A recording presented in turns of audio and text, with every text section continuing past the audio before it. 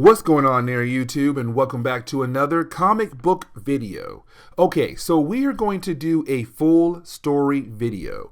A full story video is when I sit down and take a bunch of videos that tell one overarching story and combine them together into one big video. And sometimes there could be a certain kind of theme I'm working with when it comes to making these full story videos. But today's video is going to be about Wolverine, the early days of him being in Madripoor, where technically he was going by a different name, better known as Patch. Let me explain. So when it came to Wolverine in the X-Men around this time in Marvel Comics, the entire world believed that the X-Men had died. You see, back in Fall of the Mutants, you had the X-Men give up their lives on live television. Now, when they did that, they died as heroes as a way to make sure the adversary could not come back into the main Marvel universe. But here's the thing, because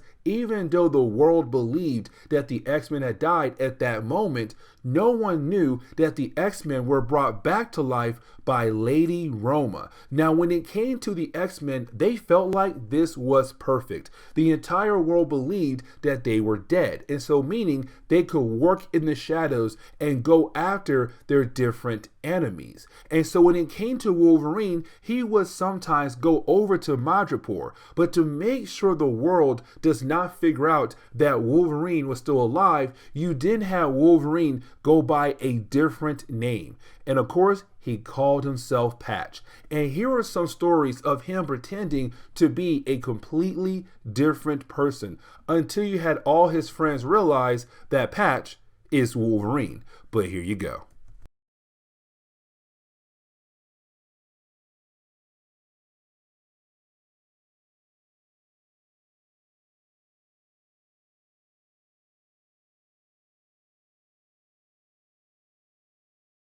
What's going on there, YouTube, and welcome back to another comic book video. Okay, so we're going to continue our coverage over X-Men comics, and we're working our way up to X-Men Inferno, but now we pick up with Marvel Comics Present. Now, this was a anthology series. Each book would focus on two or more storylines happening for two or more characters. So for example, the first issue of this series was about Wolverine, Man-Thing, Shang-Chi, and also the Silver Surfer, but they had their own adventures going on separate from one another. Now, when it came to Marvel Comics Present, the first 10 issues, Wolverine was the star of the book. Matter of fact, Chris Claremont wrote a Wolverine story, but the story was broken up into 10 separate issues. So if you wanted to read his story, you had to collect Marvel Comics Present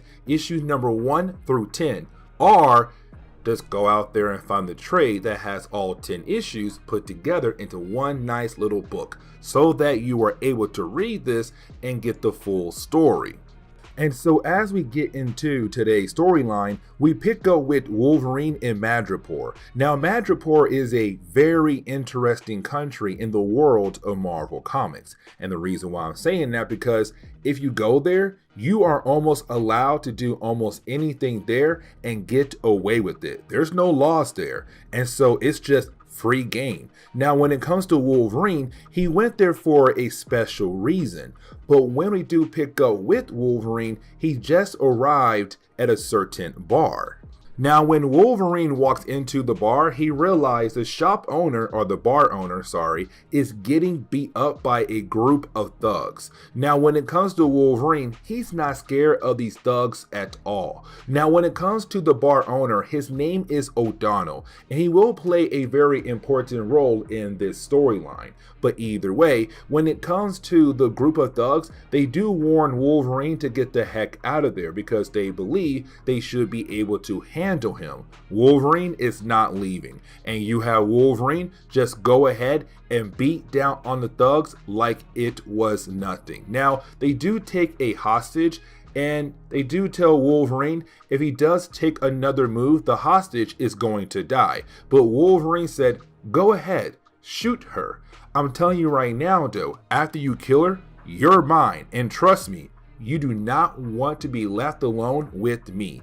And the guy gets so scared, he lets her go and runs out of the bar. And so Wolverine was able to save O'Donnell's bar and his life as well. Now you do have O'Donnell tell Wolverine thank you, and Wolverine's all like, hey man, listen, just give me a free drink and we are all good. Now, when it comes to O'Donnell, he will play a very important role, but so will the lady who thanks Wolverine for saving her life, who was the hostage earlier, and her name is Sapphire. Now, when it comes to Sapphire, she is really trying her best to tell Wolverine thank you, if you know what I mean. But either way, when it comes to Wolverine, he does tell O'Donnell why he is here in the bar, and he says, listen, a friend of mine known as Dave Chappell told me to come here. Now, when it comes to O'Donnell, he tells every single person who works for him to pull out their guns and point it at Wolverine, because he says, I don't know how you know Dave Chappell, but Dave's been dead for a while, which means there's something going on with you. Who in the world are you? But as we dive into the second chapter, that is when we pick up with the main bad guy of the series, and that would be Raj. And yes, that is his name because I did look it up. Now, when it comes to Raj, we kind of find out that he's very upset because the thugs we saw earlier were working for him. And he was very upset that they were not able to take down O'Donnell, or to at least bring him over to Raj. And so you have Raj say, you know what, it's time for you guys to die. Now they beg and say, please sir, give us another chance. And he says, fine, you want another chance? You're gonna have to defeat the guy I just hired, because I believe the new guy I just hired is way better than you.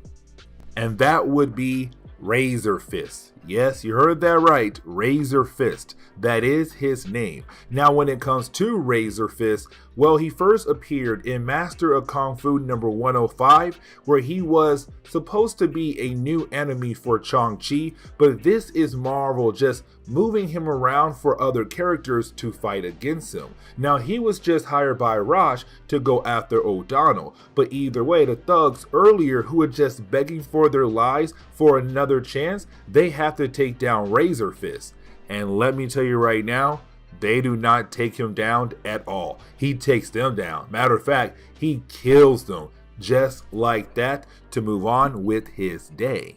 Now, the reason why Razor Fist was hired by Raj was not just to take down O'Donnell, but to find the person known as Tiger who is trying to remove Raj. See, Raj is the kingpin of crime in Madripoor, but somebody out there known as Tiger is trying to replace him. And the question is right now, who is it? Is it O'Donnell or somebody else? But getting back over to Wolverine, who's right now surrounded by a bunch of guns, and O'Donnell, you have Wolverine say, listen, the reason why I know about Dave is because I found Dave in the desert right before he had died. It seemed like somebody had tortured him, and because he was tortured so badly with so many wounds but left out in the open in the desert, he died. But right before he died, I found him and he told me to bring back this necklace to this bar. And that is why I'm here. That is the only reason why I'm here. And that is the only reason why I know about Dave.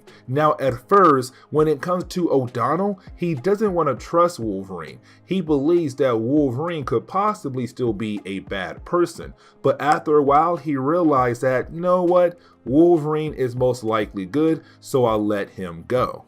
Except when it comes to Wolverine just chilling at the bar and enjoying his free drinks, he realized that somebody is watching him. And so when he turns around, he sees a lady outside the bar looking right at him. Now, once she realized that she has been spotted, she dips out of there, but you have Wolverine follow her. Now, once Wolverine is able to catch up to her and unmask her, we come to find out it is Jasan Hoan. Now remember, we saw her in our last Uncanny X-Men video when it came to the X-Men saving her from the Reavers. But the question is right now, why is she here in Madripoor? Now here is a quick rundown on Josanne. See, Josanne used to work at a bank alongside with her family. Matter of fact, her family owned the bank.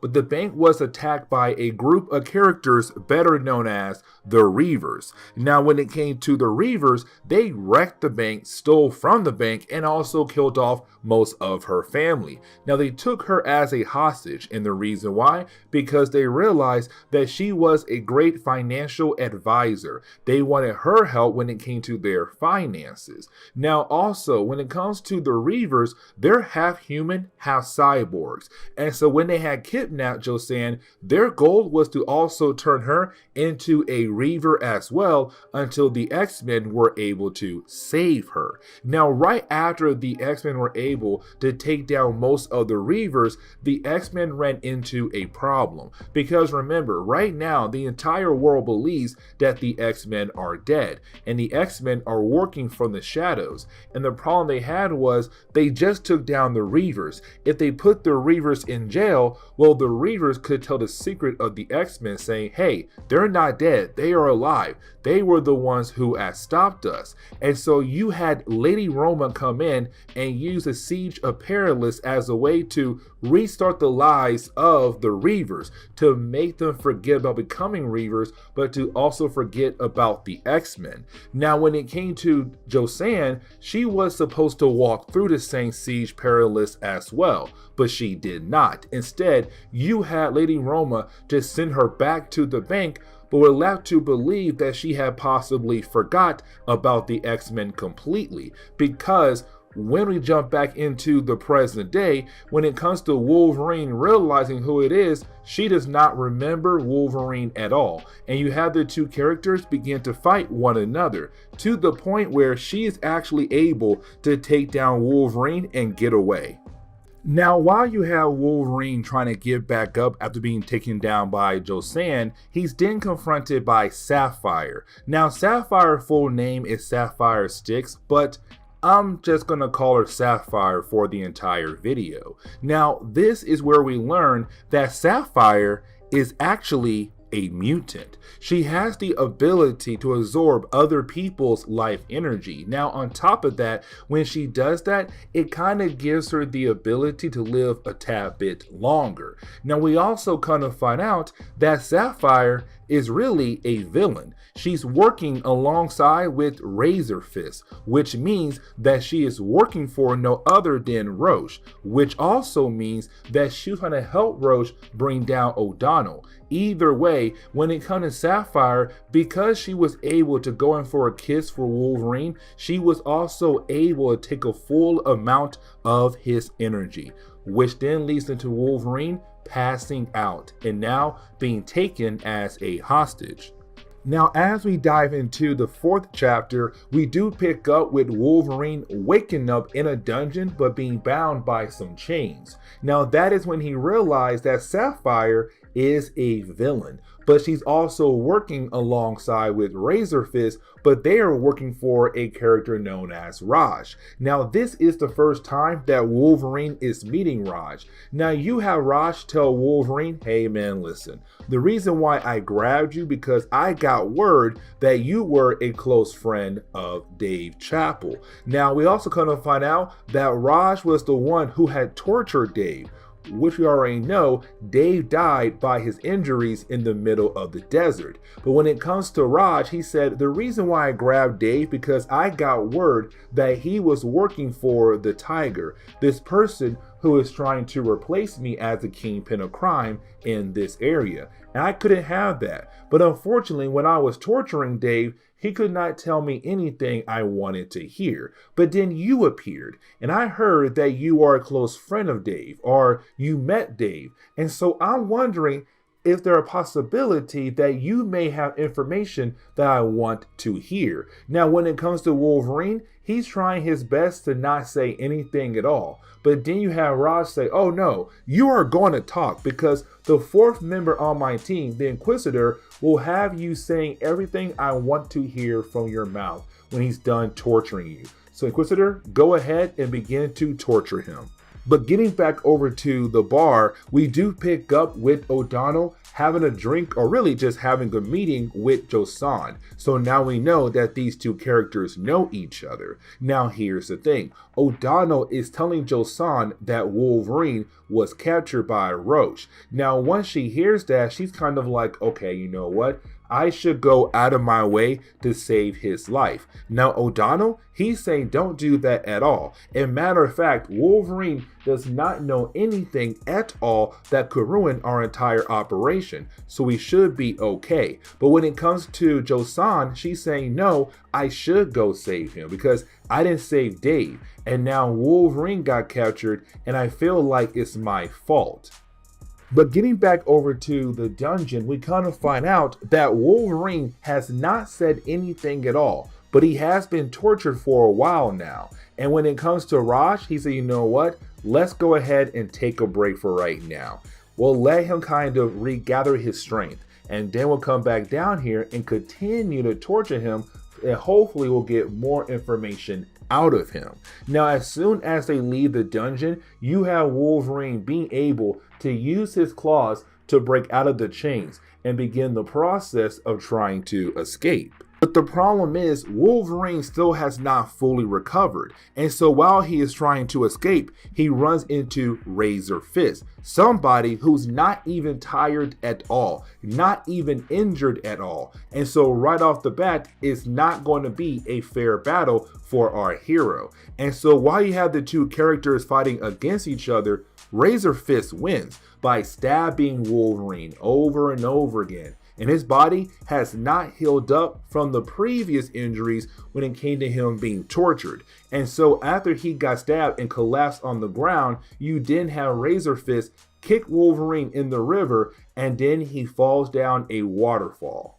But as we dive into the 5th chapter, we do pick up with Wolverine continuing to be tortured by Rosh and his crew, except now they're in the desert, and Wolverine hates it a lot. The heat, the pain from his injuries is just killing him. He wants to die right now. Now you do have Wolverine being able to gather enough strength to break free, but the problem is though, that was all he had left. And so as soon as he breaks free, you then have Razor Fist, Sapphire, and Inquisitor being able to take down Wolverine like it was nothing, because he is not at full strength to fight these guys all at once. But right after they were able to defeat him, you then have Rosh kick Wolverine off another cliff again, except this time it's Rosh saying, I'm done with you, goodbye. Now, luckily for Wolverine, he was saved by Joseon. Now, this is where we kind of learn that Joseon does remember Wolverine. But as we saw at the very beginning of our video, she made us believe that she has forgotten about Wolverine. Well, that is not completely true at all. But either way, once she is able to find Wolverine in the water and get him on her boat, she begins the process of trying to patch him up. Except when you have Wolverine trying to heal, when he looks at Joseon, he thinks of the past woman he loved, which is Mariko. And I'm not going to sit down and dive into who Mariko is. But once you have Wolverine being able to fully heal up and get back on his feet, he tells Joseon, thank you for helping me out. And then she says, it's the least I could do because I owe you, because you had saved my life in the past, Wolverine. And so it's kind of like, wait a second. So you do remember Wolverine, because earlier you made it seem like you had no idea who the guy was. Now, as we dive into the next chapter, we do pick up with Joseon explaining things to Wolverine by saying, listen, when it came to the Reavers taking me away because they realized that I was a great financial advisor who could help out with their finances, well, you also have Pretty Boy, one of the Reavers, begin the process of trying to reprogram me, because he has the ability to reprogram someone's mind, and his goal was to reprogram her mind into a mind of a Reaver. Now, luckily for her, the X-Men arrived to save her just in time. but the process was almost done. And so even though she was saved by the X-Men and sent back home by Lady Roma, she was still changed mostly by Pretty Boy. And so her mind does not work properly like it should. Now lately it has, because over time she has gotten better. Now, when it comes to Jason, she tells us that after the whole ordeal with the Reavers, she was able to go back home thanks to Lady Roma. But when it came to the few family members who had survived because they were not there at the bank when the bank was attacked, they began to look at her differently, wondering how she was able to survive, and kind of wondering if she had a hand when it came to the idea of the bank being attacked. And so she left the bank behind. But then when it came to her trying to find a new job, she couldn't find a job almost anywhere she went to. And so she wondered why in the world wasn't she able to find a job, because she was overqualified. But then she began to do some digging, and we kind of find out the only reason why the Reavers had attacked the bank, her bank, was because they were hired by Roche. And on top of that, when it came to her not being able to get a job, because of Roche again. And so when it came to Jason, she said, you know what? I got tired of him, and so I came here to get rid of him. And she tells Wolverine that after leaving her home country behind and coming to Madripoor to begin the process of trying to take down Raj, she also began to learn different kinds of skills. And these skills began to help her to do an uprising on his territory, to try to take over his territory. Now, when it comes to Wolverine, he understands that she is doing this as a way for revenge for what he has done to her family, but also to her and her life. But at the same time, he's wondering, what are you going to do when it comes time for you to actually take over his territory? And she says, I will become the new crime lord of Madripoor. Now, when it comes to Wolverine, he's all like, I'm a hero, and my job is to stop guys like you. And so you're telling me if I help you take down one crime lord to make you a crime lord, then I have to wonder what to do with you. Now we do see Wolverine and also Josan arrive at a boat that belongs to a crew that has been helping out her. The problem is, as soon as they get on the boat, the entire crew has been slaughtered, and all signs point to Razor Fist, which shows that they're getting closer and closer to figuring out that she is Tiger. Now they realize that one crew member is missing, and she hears him crying in the other part of the boat, except when she runs over to that other part of the boat, that guy is surrounded by a bunch of explosives.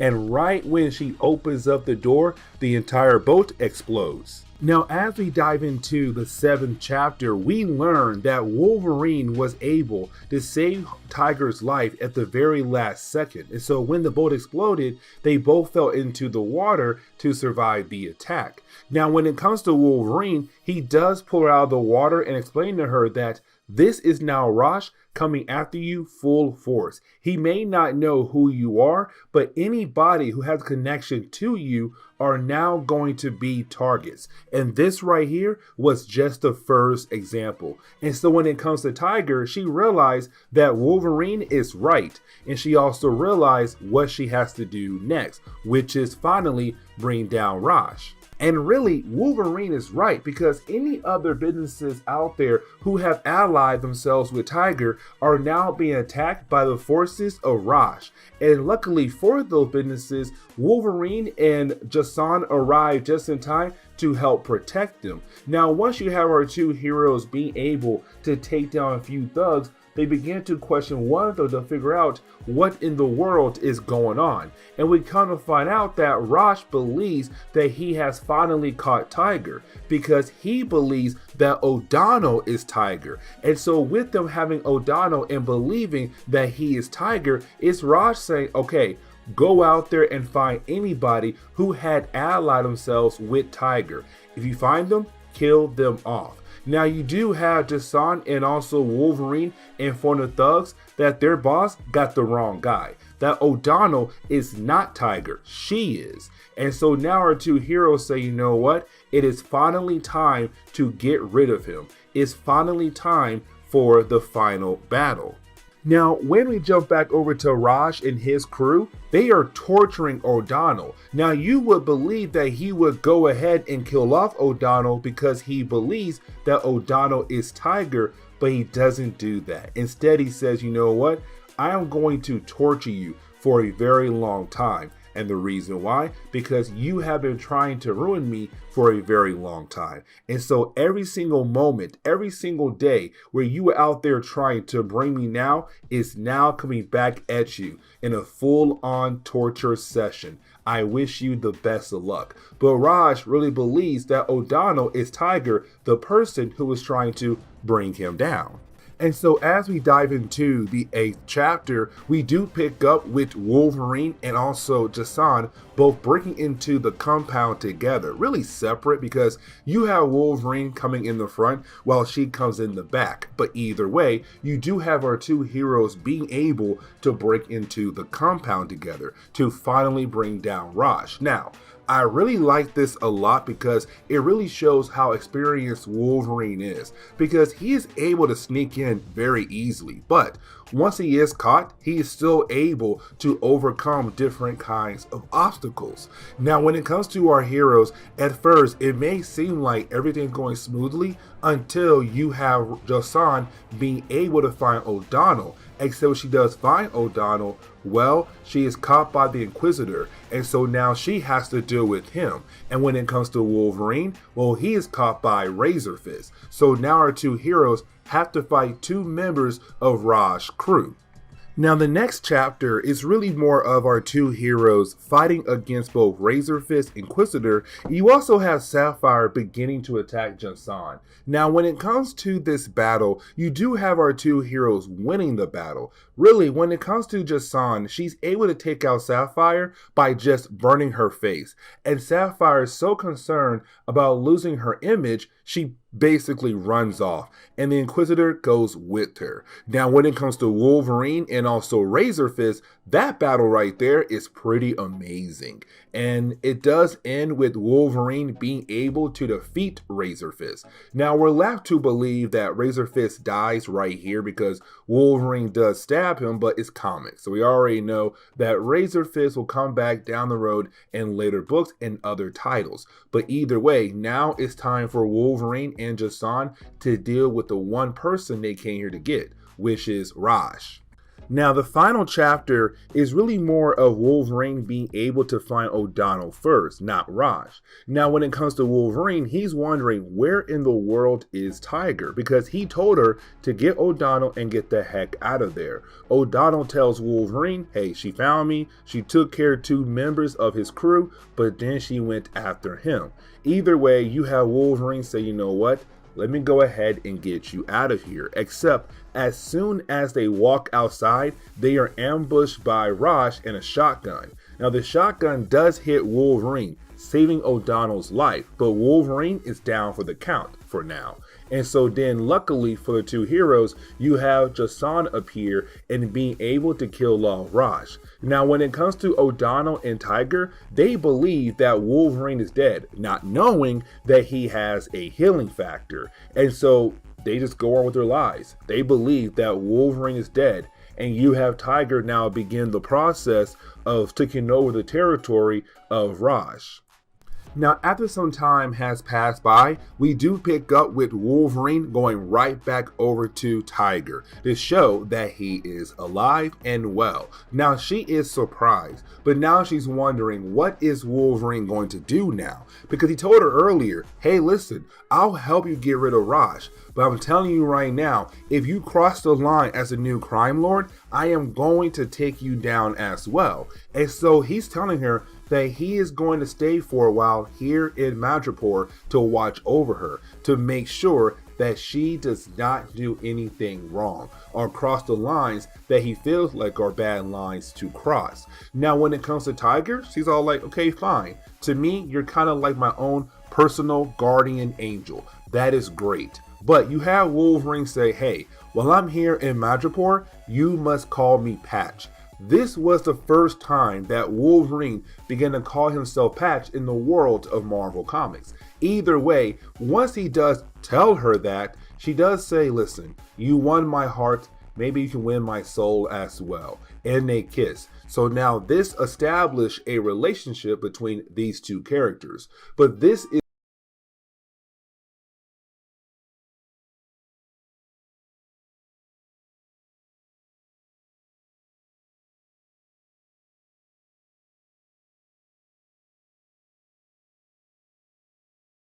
What's going on there, YouTube, and welcome back to another comic book video. Okay, guys, so we are going to continue our coverage over X-Men comics as we work our way up to X-Men Inferno. But it's time for us to cover some Wolverine, 1988 Wolverine. This was volume 2 of Wolverine. See, the first one was a quick mini-series. This one was his first ongoing series. And guys, this really showed that back in the day, Wolverine was the most popular character on the X-Men who deserved his own title. And Marvel back then gave it to him. And of course, they called up Chris Claremont to write this series, most of it. Now, we're going to cover the first 3 issues of this storyline or the series. I do hope you enjoy. And so getting into the opening pages for today's video, we do pick up with Captain Lee Kawan Penn of Sovereign Airways, who is right now trying to make his last desperate stand against a pirate leader known as Madripoor Khan. Now, when it comes to Captain Lee, it does look like he might be able to defeat Madripoor, except his crew does not play fair. It was supposed to be a one-on-one battle, but it wasn't. The pirate crew stepped in to help their leader being able to take down Captain Lee, and Captain Lee was killed off just like that. After the death of the captain, we learned that he was not the only hostage being held by this pirate crew. Matter of fact, there's a group of women who are still alive being held as hostages by this crew. Now, this is where we learn what exactly is going on here. See, when it came to Captain Lee, he was a pilot for a plane known as Sovereign Flight 49, but it had randomly disappeared on the island they're currently on, better known as Telebang. Now, when it came to Telebang, it used to belong to the Dutch many years ago. But because of that, the Dutch had built an airway just in case for emergency landings. And when it came to Flight 49, it had to make one. But unfortunately, it was hijacked by, of course, Khan's pirate crew. And so now we know how Captain Lee and these women all got caught. Now, most of the people on that plane have been killed off except the women. And we already know why. But they are in luck because somebody is coming to save them. And that would be Wolverine. And let me tell you guys, this man knows how to take out his targets one by one very quickly and fast without being caught at all. But then once he's able to take down a few members of the pirate crew, he does find one lady who was about to be the next victim of this crew. But luckily for her, Wolverine appeared. And he tells her, stay here, don't worry, I'll be back. Let me go ahead and take out this crew. Now, the reason why Wolverine is there is for a character known as Kojima Noboro, and I'll explain who he is here in a moment, but he does have close ties to a close ally of Wolverine.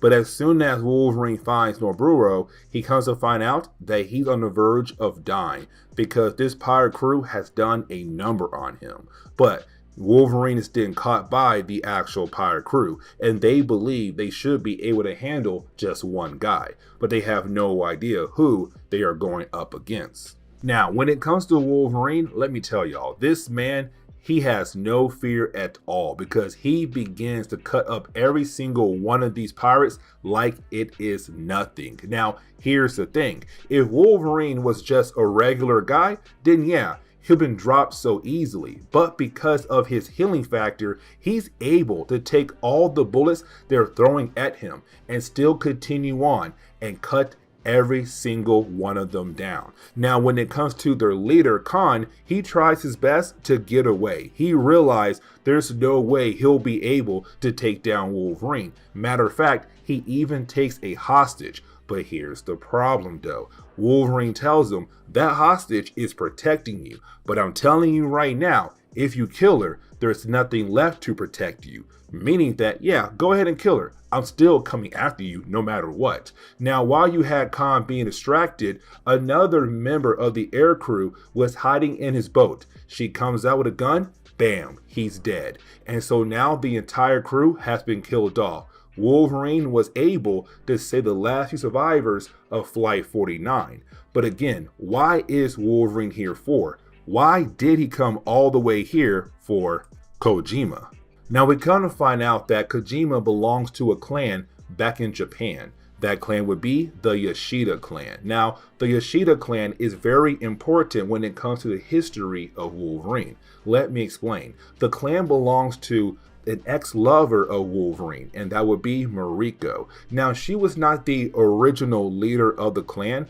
That would have been her father. But after her father's passing, she took over the clan. Now, her main goal at this time is to make the clan better because it does have a long history of criminal activity. Either way, when it came to Kojima, he was on his way over to Madripoor. But let's not forget, Flight 49 had to make an emergency landing on this island. And that is when the pirate crew stepped in.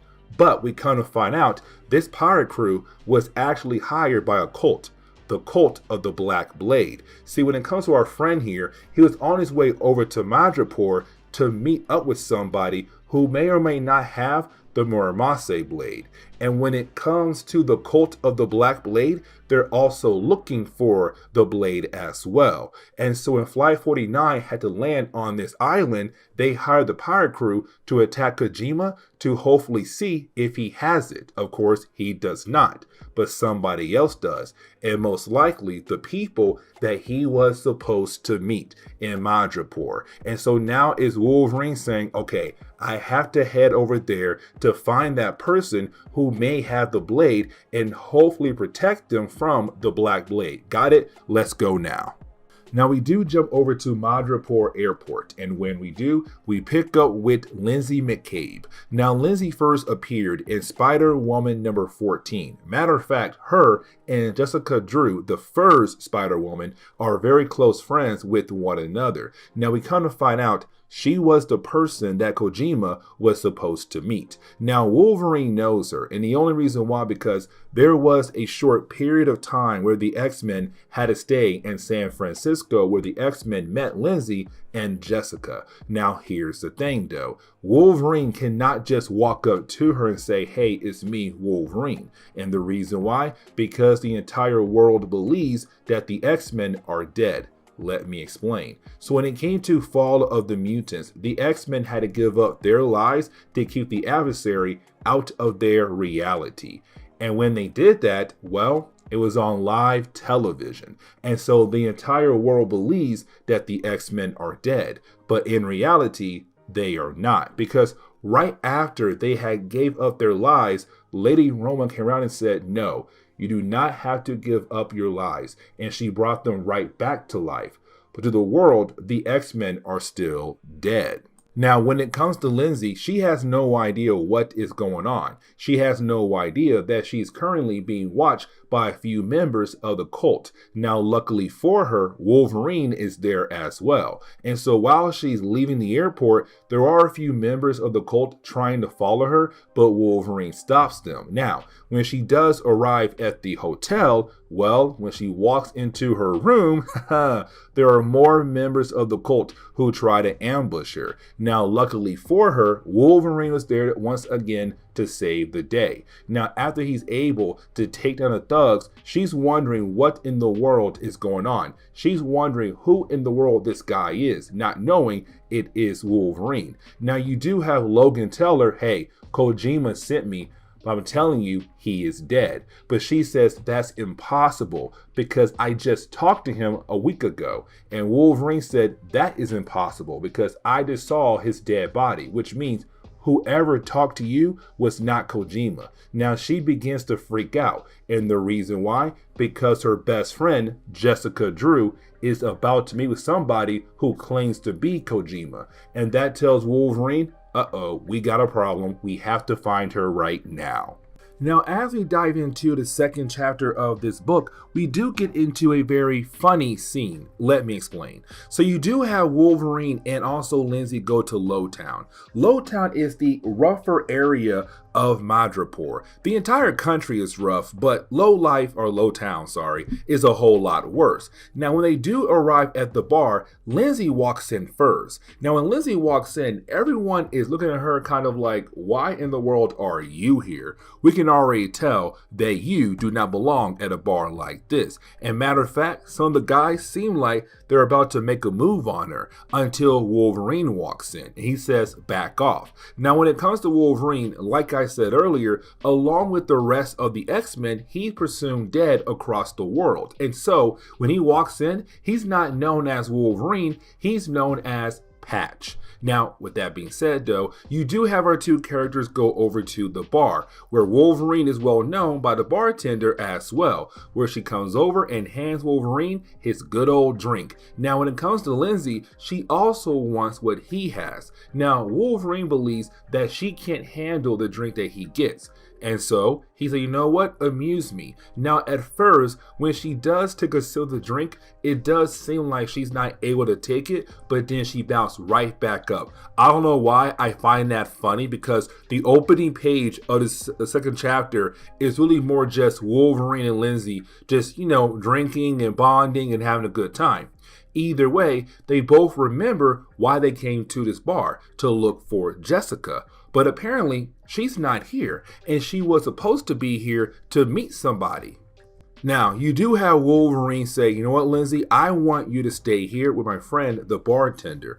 I'm going to go upstairs and check the place out to see if I can find Jessica upstairs. The problem is, as soon as he goes upstairs, he picks up on something. He smells something. He walks into the room and he sees a bunch of dead bodies. And we're left to wonder what in the heck went down in here. Except before he is able to figure out what in the world happened, well, out of nowhere, someone else just barges into the room. Through the wall, actually, and that will be the Silver Samurai.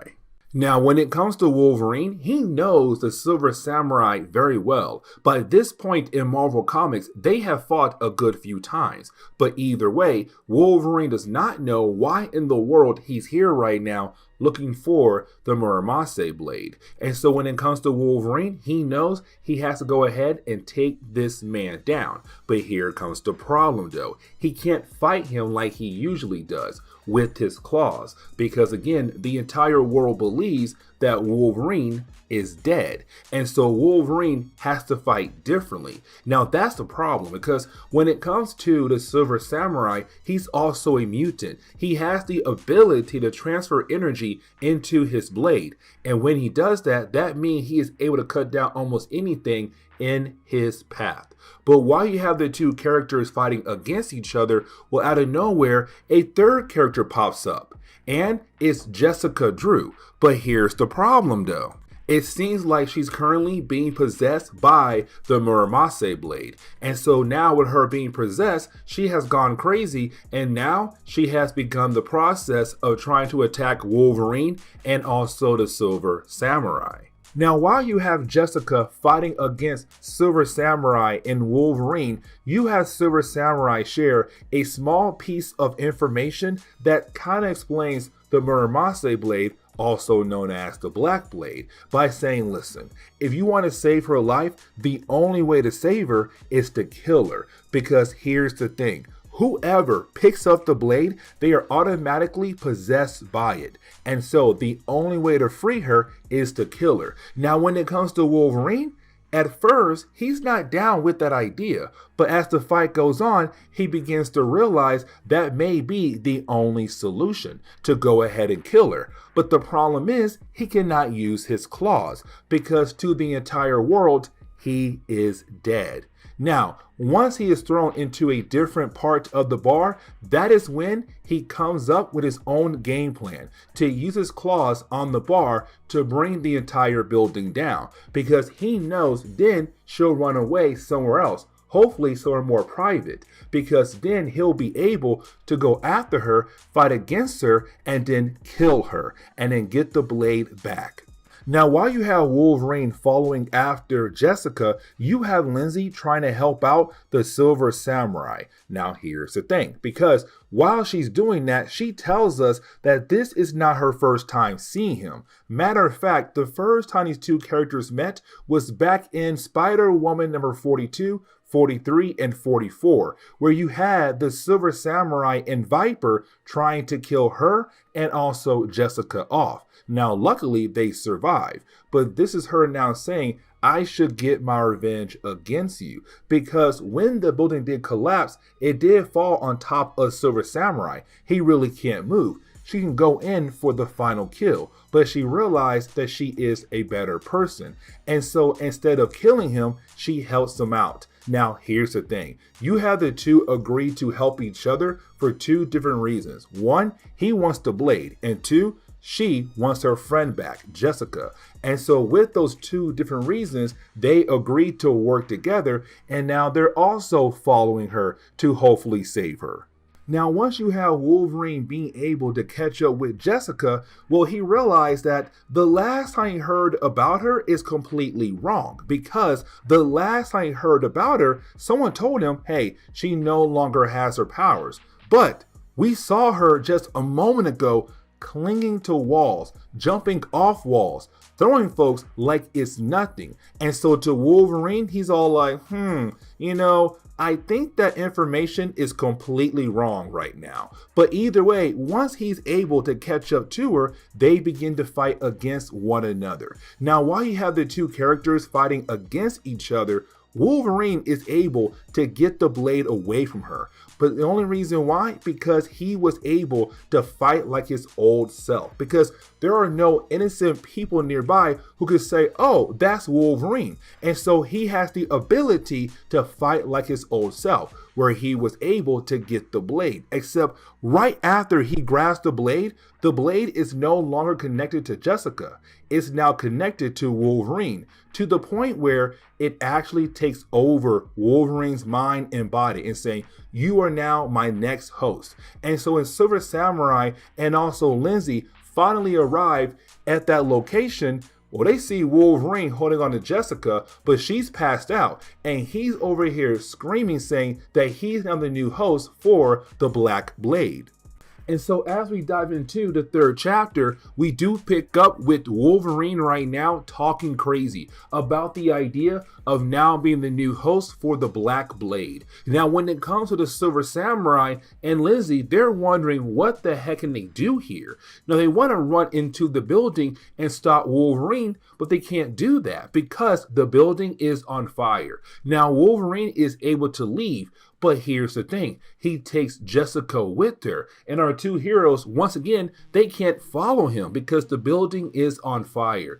And now the question is, where in the world did Wolverine go to? Now, thankfully for the Silver Samurai and also Lindsay, we kind of find out that she knows somebody who could possibly help them to find Wolverine. And that would be O'Donnell. Now, we met O'Donnell in our last video in Marvel Comics Present Wolverine, where we had learned that O'Donnell has a bar in the low-life area of Madripoor. Now, when it comes to O'Donnell, he has his hands in all different kinds of things. Now, the reason why she's coming to him, because he is holding on to 3 members of the Black Blade cult. And if they are able to talk to them, they might be able to find Wolverine. And we come to find out the 3 people that O'Donnell's holding on to are the same 3 people who tried to ambush Lindsay back in her hotel room. Now, here's the thing. Lindsay used to be an actor, and so she is able to pull off one of the craziest things in this storyline. Let me explain. So Lindsay walks in. She's like, hey guys, listen, I need information. I need to know, where is your hideout at? And they tell her no. And she said, fine, then we'll go ahead and begin to torture you. And so then she grabs the lady of the group and goes into a darker part of the room where they can't see her nor the lady. And then out of nowhere, you started hearing all these different kinds of noises. And you're left to believe that Lindsay is actually torturing this woman. And it scares the other 2 guys to the point where they begin to share all the information our heroes need to hear. But then we come to find out that Lindsay had faked the entire thing. Now we jump into another conversation between Lindsay and also the Silver Samurai. Now when it comes to this conversation, you had a Silver Samurai explain a tad bit more about the Muramasa blade by saying, hey, it was created by a guy known as Muramasa. Now when he was making the blade, he made sure to put a bit of his soul into the actual blade. And with him doing that, it was the best blade made ever in the history of blades.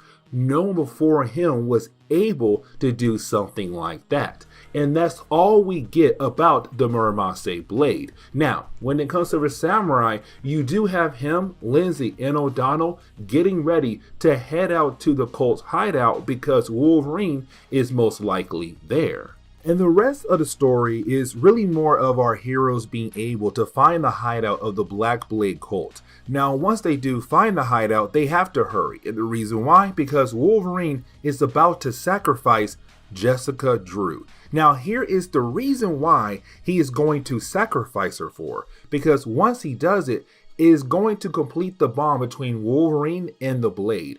And so our heroes have to worry because Jessica Drew cannot fight back. For some strange reason, she's under some kind of trance. And so she's just sitting there waiting to be killed. Now, luckily for our heroes, they are able to go in there and begin the process of trying to save her, but to hopefully stop Wolverine. But the problem is, Wolverine is a great fighter, and with the blade, he's a whole lot stronger. And so our heroes are having a hard time being able to defeat him until something big happens. You have Wolverine being able to break free from the control of the Muramasa blade.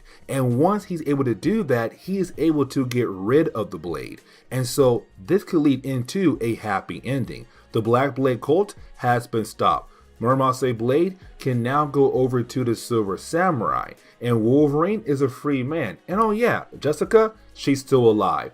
This can be a happy ending. Now you're probably wondering, why in the world would the Silver Samurai take the Black Blade? Because won't he also be possessed? And the answer to that question is no. For some unknown reason, the blade does not affect Silver Samurai at all. Now, when it comes to Wolverine, he said, the possibility of why that's happening is because you are just as mad as the blade is. You are both driven the same kind of way. And so possibly you cancel each other out.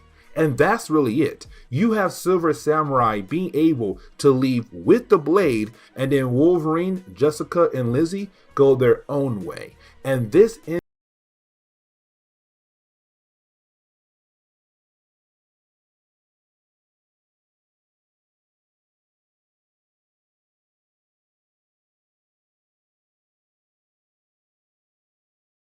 What's going on there, YouTube, and welcome back to another comic book video. Okay, so we are going to get back into our coverage over the X-Men as we work our way up to Days of Future Present, the next crossover that we have to talk about. But now we're going to pick back up with Wolverine once again in his first ongoing solo series. Now, when it comes to Wolverine, there are a few things you need to know about him before we are able to dive into today's storyline.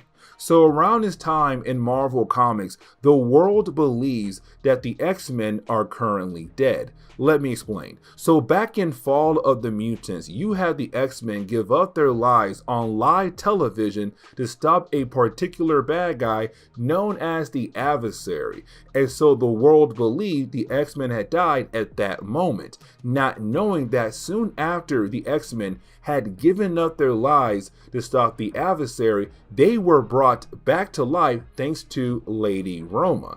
And so currently you have the X-Men hiding in the shadows. And when it comes to Wolverine, because the world believes that he is dead, he's going by a different name. And that name would be Patch. Now, something else I do want to mention about Wolverine, in the early days of his first solo series, Wolverine was hanging out in Madripoor, a country in Marvel Comics, where there's no laws really. You are able to get away with a lot of different crimes. but for Wolverine, it's a cool place to hang out. And so today's storyline takes place in that country. But this storyline is also Wolverine meeting a new version of the Hulk, Joe Fixit. So getting into today's storyline, we do pick up with a chancellor to the Prince of Madripoor, who is currently on the run. Now he's trying his best to get away from two particular new bad guys in the world of Marvel Comics. This is their first appearance ever in Marvel Comics. One being Roughhouse and the other one being Bloodsport. Now fans of Bloodsport knows him by a different name, and that would be Bloodscream, but that comes much later in Marvel Comics. Either way, you do have Bloodsport and Roughhouse going out of their way to chase down the Chancellor, where they are able to actually kill him off just like that. Now, after some time has passed by, we do kind of find out that the police department was able to find the dead body of the Chancellor, and that brings in the chief of the police department, and his name is Ty. Now, when it comes to Ty, he's somewhat close to Wolverine, but let's not forget, Wolverine is not going by his usual names. He's going the name better known as Patch. Now, when it comes to Wolverine and Ty, you do have the two characters mention the idea that Wolverine was close friends with the Chancellor. And so Logan wants to know what exactly happened to the guy. Now, here's the thing, because you have Ty, the chief of the police department, tell Wolverine that he heard a rumor that the Prince of Madripoor was about to name Tiger as the new crime lord of the entire country. And he also heard there's somebody else who did not like hearing that rumor at all. It's somebody else who is trying to remove Tiger as the crime lord of Madripoor. Now, we have talked about Tiger before, and we'll dive more into her down the road. Now, we do jump over to an airport hangar, better known as South Sea Skyways, where we pick up with a character known as Archie. Now, when it comes to Archie, he is the owner of the airport hangar, but also the primary pilot. And when it comes to Archie, he's being confronted by Roughhouse and also Bloodsport. Now, when it comes to Bloodsport, he has the ability to drain people's life energy just by touching them. And so when it comes to Bloodsport, he's here to warn Archie about the idea of doing business with Tiger. Because yes, Tiger is currently the crime lord of Madripoor, but you have Bloodsport say, a new crime lord, my boss, is about to arrive in Madripoor, and they're trying to get rid of Tiger. And we are here to warn you, if you do any kind of business with her, we'll come back here and kill you off. Now, when it comes to Bloodsport, he's also able to leave a mark behind to be connected to that person. And so this is Bloodsport saying, I'll know if you try to cross us. So I'm hoping you're on the right side after this meeting. Now we jump back over to Wolverine, and when it comes to Wolverine, he's trying his best to figure out what exactly happened to the Chancellor, and so you have Logan do some detective work. Now while doing that, he realized that usually when the Chancellor leaves the palace, he has a security team around him to protect him at all times. But somebody was able to get the Chancellor out of the palace without any kind of security detail. And for Wolverine, that should not be possible. And so while you have Wolverine walking around the palace trying to collect clues, he does pick up another scent, and that scent belongs to Karma.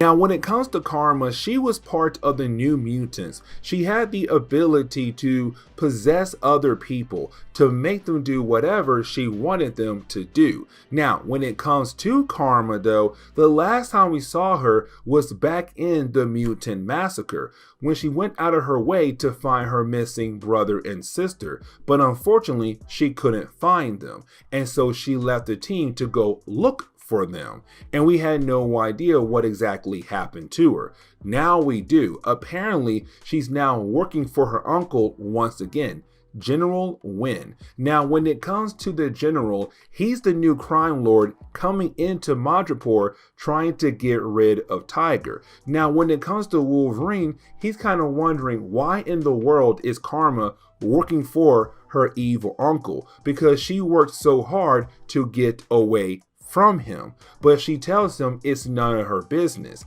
Now, when it comes to Karma, she has no idea that she is talking to Wolverine. To her, this is a new guy and he's calling himself Patch. When it comes to Wolverine, he says, you know what? I am going to keep a close eye on you. But for Logan, he really wants to know, why is Karma working for her evil uncle for? But now we pick up with Jessica Drew and also Lindsay McCabe. Now, you know Jessica better as Spider-Woman, but around this time in Marvel Comics, she had lost most of her abilities. And I want to say around this time, the only ability she had was wall crawling, and that was it. Now, when it comes to Lindsay, that's just Jessica's best friend. Now, the two ladies, they were in the last story arc we did for Wolverine, and so you have the two ladies just sticking around in Madripoor, but at the moment, they're doing some shopping. But then out of nowhere, they are confronted by Roughhouse. Now, when it comes to Roughhouse, his main goal is to take the ladies back to his place to have some fun time. But then he is stopped by his partner Bloodsport, who reminds them that they have some work to do. And so the two guys leave. Now, right after they do leave, out of nowhere, you have a young woman scream for help, and it looks like she is dying. And so you have Jessica and also Lindsay run over to her to make sure that she is okay. Now, when it comes to Jessica, she goes inside the building where the lady came from, except when Jessica walks in, she finds a bunch of dead bodies, but also a message written on the wall in blood saying Tiger is dead. Another hint that somebody is trying to come after Tiger. Now, we do jump over to the Princess Bar, where we pick up with Wolverine having a meeting with Lindsay and also Jessica, where you had the three characters going out of their way to share notes with one another about what they have learned so far about this gang war. But then out of nowhere, they're confronted by Tiger. Now, this is not our first time seeing this character in our coverage over the X-Men. You see, when it comes to Tiger, she first appeared in Uncanny X-Men number 229. Now, in that particular storyline, she was kidnapped by the Reavers, and the Reavers had killed off most of her family. Now, the X-Men were able to save her, but after being saved, she had learned that the Reavers were working for the previous crime lord of Madripoor, and his name was Raj. Now, when it came to Tiger, she moved to Madripoor as a way to take down the previous crime lord, and she did, with the help of Wolverine. But Wolverine told her, if you cross certain lines that I don't like, I will kill you off as well. And so even though Tiger is the crime lord of Madripoor, Wolverine still kind of lets her do what she wants to do because, well, homeboy also has feelings for her. Now, when it comes to Tiger, she does mention the idea that she was supposed to be crowned the new crime lord of Madripoor by the Prince of Madripoor. And so you have Tiger say, the only reason why I came here, Wolverine, was to find you because I was called to the palace and I want you around to protect me. Now, while you have Wolverine and also Tiger on the way over to the palace, well, they're confronted by Roughhouse and also Bloodsport. Now, for Wolverine, this is an actual challenge because, yes, Roughhouse is just your regular superhuman. But you also have Bloodsport there as well, and Wolverine is trying his best to protect Tiger. Now, something else we have to remember, that Wolverine is trying his best to not use his claws in this battle because the world believes that he is dead. He's trying to hide his secret identity, but at the same time he knows that he might have to use the claws to win this battle. But luckily he is saved by Karma. Now when it comes to Karma, she is able to possess the minds of both Bloodsport and Roughhouse to give Wolverine enough time to grab Tiger and get the heck out of there. And once she lets go of their minds, they're kind of wondering what in the world has happened, but they do realize that Wolverine got away with Tiger. So you have Logan take Tiger over to the home of Lindsay and Jessica. Now Tiger was injured in that battle, and so currently you have Logan telling the two ladies, I need you to watch over Tiger. And you have Jessica wonder, where in the world are you going? Like, why should we help a criminal? And you have Wolverine say, listen, when it comes to Tiger, she is the crime lord, yes, but she is a better crime lord than her predecessor because her predecessor did drugs and slaves. When it comes to Tiger here, she does not get involved in drugs nor slaves, and so she is the lesser of two evils, and the person who is trying to replace her is just as bad as the one before her, so please help her while I take care of some business. And so you have Wolverine go over to Archie. Now remember, earlier we saw Archie be marked by Bloodsport. Bloodsport did tell Archie, if you do any business at all with Tiger, I'm gonna come back here and kill you off. But you have Wolverine coming to Archie saying, hey, I need your help. Tiger needs your help, and you are going to help me. But now we jump over to the general, who's having dinner with his niece Karma. Now when it comes to the general, he has no idea that his niece Karma had used her abilities as a way to help Wolverine, or Patch, and also Tiger get away from Bloodsport and also Roughhouse. Now you do have those two guys arrive at the restaurant to tell the general that they lost their targets. Now they got word that Tiger is still on the island somewhere. The question right now though is where. But they also got word that Patch and Archie had left the island.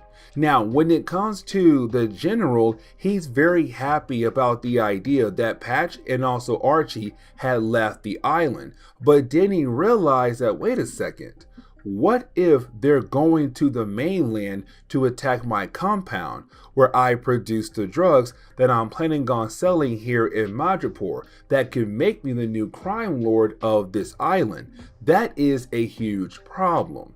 And so you have the general saying, you know what? I'm gonna make some phone calls to make sure that Patch and Archie get a very warm welcome when they arrive at my compound. Now when it comes to Karma, she kind of freaks out here because she's wondering what can she do to stop her uncle, but at the same time, what can she do to help protect Tiger, but to also help Patch out? Because now she's in a position where she really can't help Tiger, nor can she help out Patch. Now, as we dive into the next chapter, we do pick up with Karma just sitting at the table crying, but she also crushed a wine glass in her hand, which caused her to bleed. Now, Bloodsport realized that there's something wrong with Karma. Matter of fact, he says, I can tell there's something on your mind that's really bothering you. And then he goes out of his way to taste her blood. And the reason why, because now he says, we are connected. Because I taste your blood, I will now be connected to you until death and possibly beyond. But now we jump back over to Wolverine and Archie. Now when it comes to Wolverine, he realized that Archie is acting kind of strange here. Now we already know why, because Archie made a deal with Bloodsport, and he is afraid to break that deal with Bloodsport in the idea of possibly being killed off for breaking it. And so when it comes to Wolverine, he does not jump the gun. He wants to wait until he knows everything that's going on with Archie. Now, when it comes to Wolverine and Archie, their plane does get attacked by another plane. And we already know the people on the other plane, they work for the general. It's the general saying, hey, I want to make sure that Wolverine and Archie get a nice warm welcome. Now, when it comes to Logan, he tells Archie, hey, listen, this is good enough. I am going to go ahead and jump out of the plane to make sure I am able to take care of the other plane. But then as I land, I am going to begin my attack on the compound. I will send you a signal telling you where and when to pick me up. And Wolverine, he does that, takes out the other plane and begins his attack on the compound.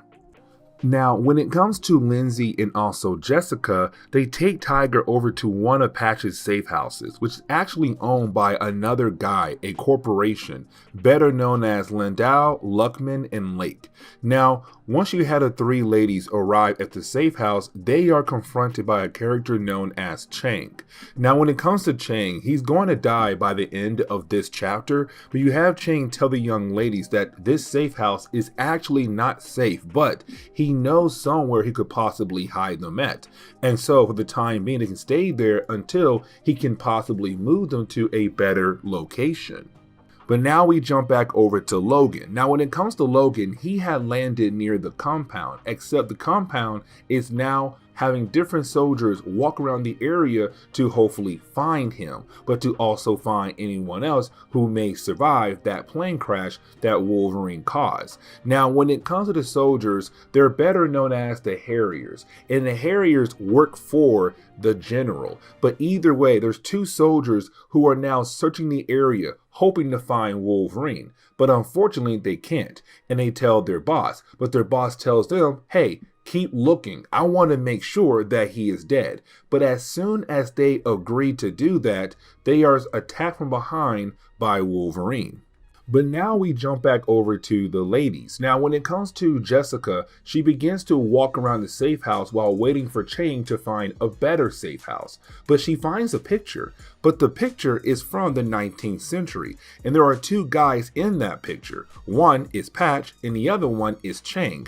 Now, for Jessica, she's kind of wondering, how in the world is Patch in this picture? Like, it's from the 19th century. How old is he? Now, before she's able to get some answers, you then have Lindsay arrive in a brand new metal suit. But the metal suit is so comfortable, it just feels like a second set of skin. Now, while you have the two ladies talking to Chang, out of nowhere, the safe house is attacked by Roughhouse, who came there to get Tiger.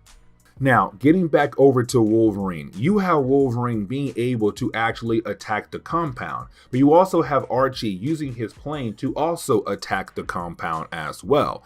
And this is great for our heroes because when it comes to the general being the one who owns the compound, he was trying to use the drugs here in the compound as a way to buy himself into the position of becoming the crime lord of Madripoor. And so when it comes to Wolverine, this is the best way to cripple the general, to slow down his plan, and to possibly save Tiger as well. And so either way, you do have the two guys being able to do some heavy damage to the compound. Wolverine gets back on the plane and they fly back to Madripoor. But now we jump back over to Karma. Now, when it comes to Karma, she realized that she is on the wrong side here, that she should have not allied herself with her evil uncle, the general. And so her main goal is to take him out, but to also save Jessica, Lindsay, and also Tiger. This is where we find out they've been captured and they're being held inside the home of the prince. Now, when it comes to Karma, she has the ability to possess the mind of other people. And so she does use that ability as a way to have a guard walk her inside the actual temple as a way to hopefully get close to her uncle, but to also free the ladies. Now, here's the problem for Karma though, because while walking through the place, she she gets very amazed about the different objects the prince has in his home. And because she's not focusing on the guard anymore, she lost control of his mind and he begins to attack her. But luckily for Karma, she is saved by Logan and also Archie, who were able to sneak into the place. But now you have all three characters about to work together now to take down the general. Now, when it comes to Wolverine, he does ask Karma one more time, why did you ally yourself with your uncle if you hate him so much? And this goes back to the mutant massacre, because remember, she left the team, the New Mutants, to go find her younger brother and her younger sister. And she says at this point, she had no luck in finding them. And so she believed the only person who could possibly help her was the general. But now she realized it was a mistake to try to work with him once again.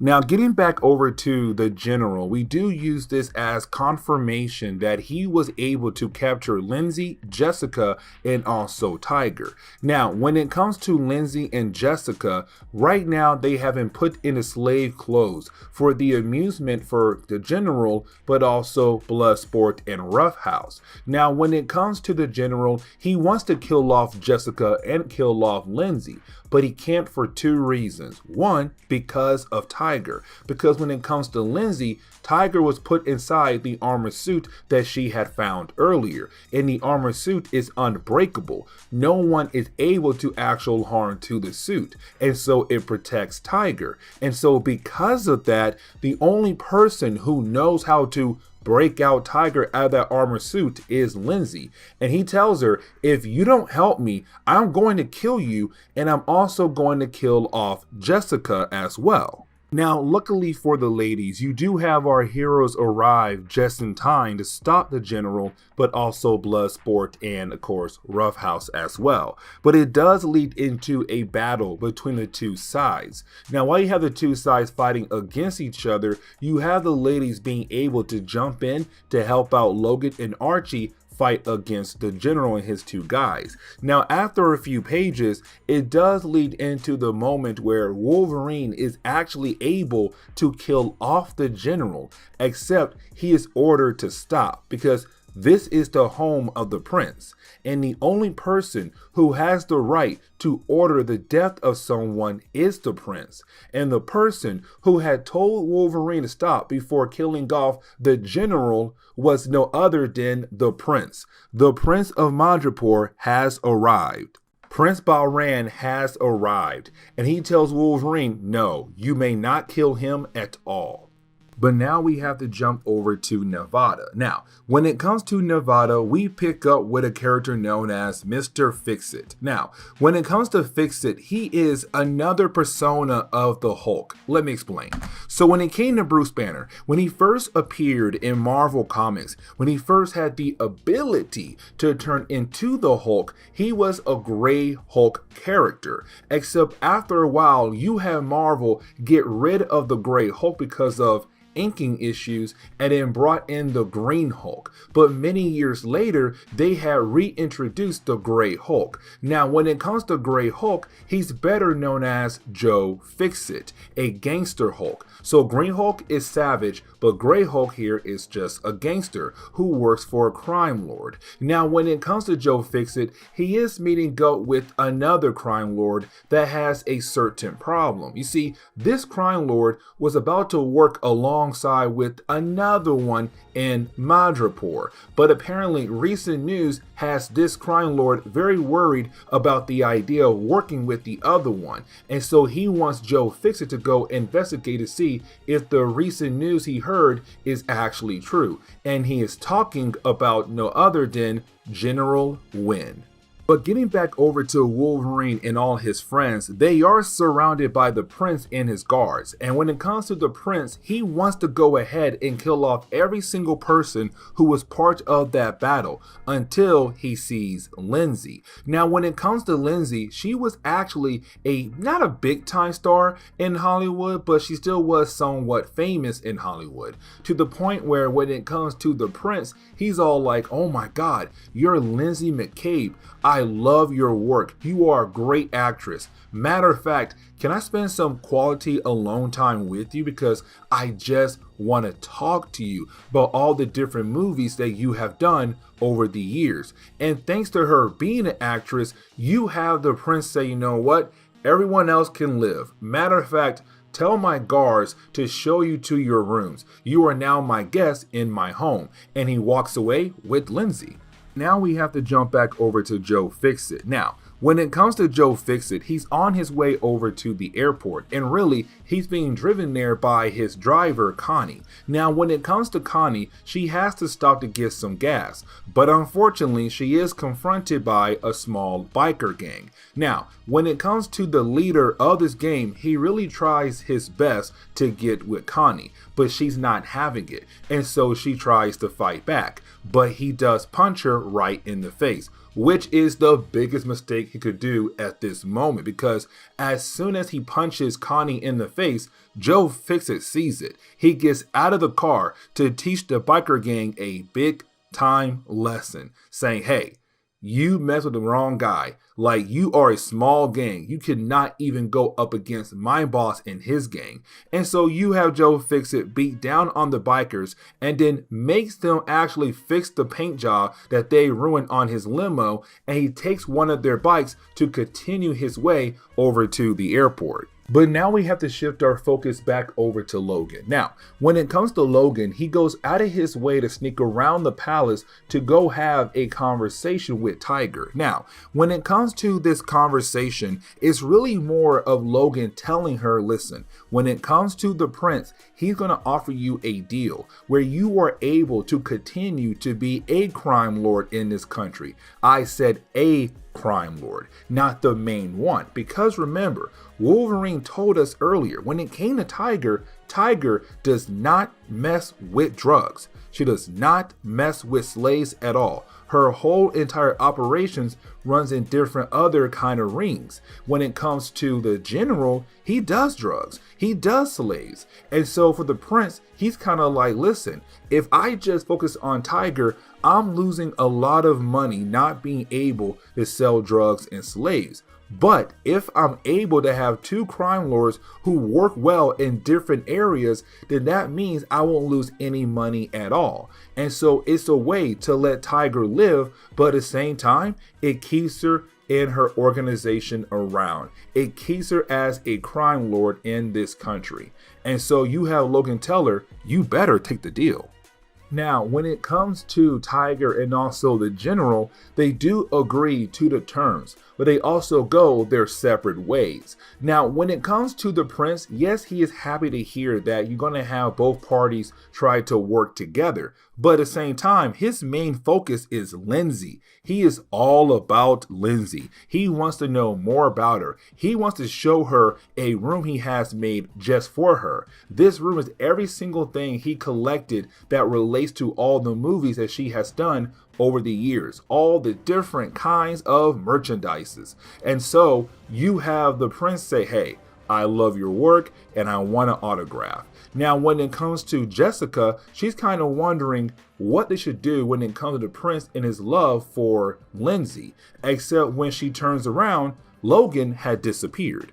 But now we jump back over to the general. Now, when it comes to the general, we see that he is very upset about the idea of not having complete control over crime in this country. Now, when it comes to Karma, she does go into her room to have some private time, except she is confronted by Roughhouse, who has been drinking and thinking that he can have his way with her. Now, luckily for her, you had Logan stop by to knock him out.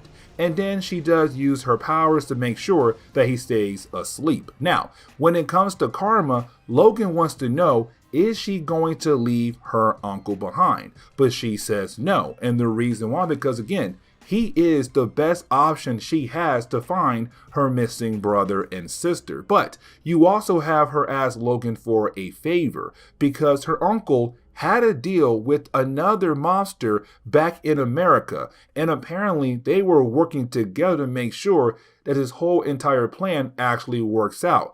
But because the plan had fell apart, that other gangster is going to send her hitman over to her uncle to kill him off.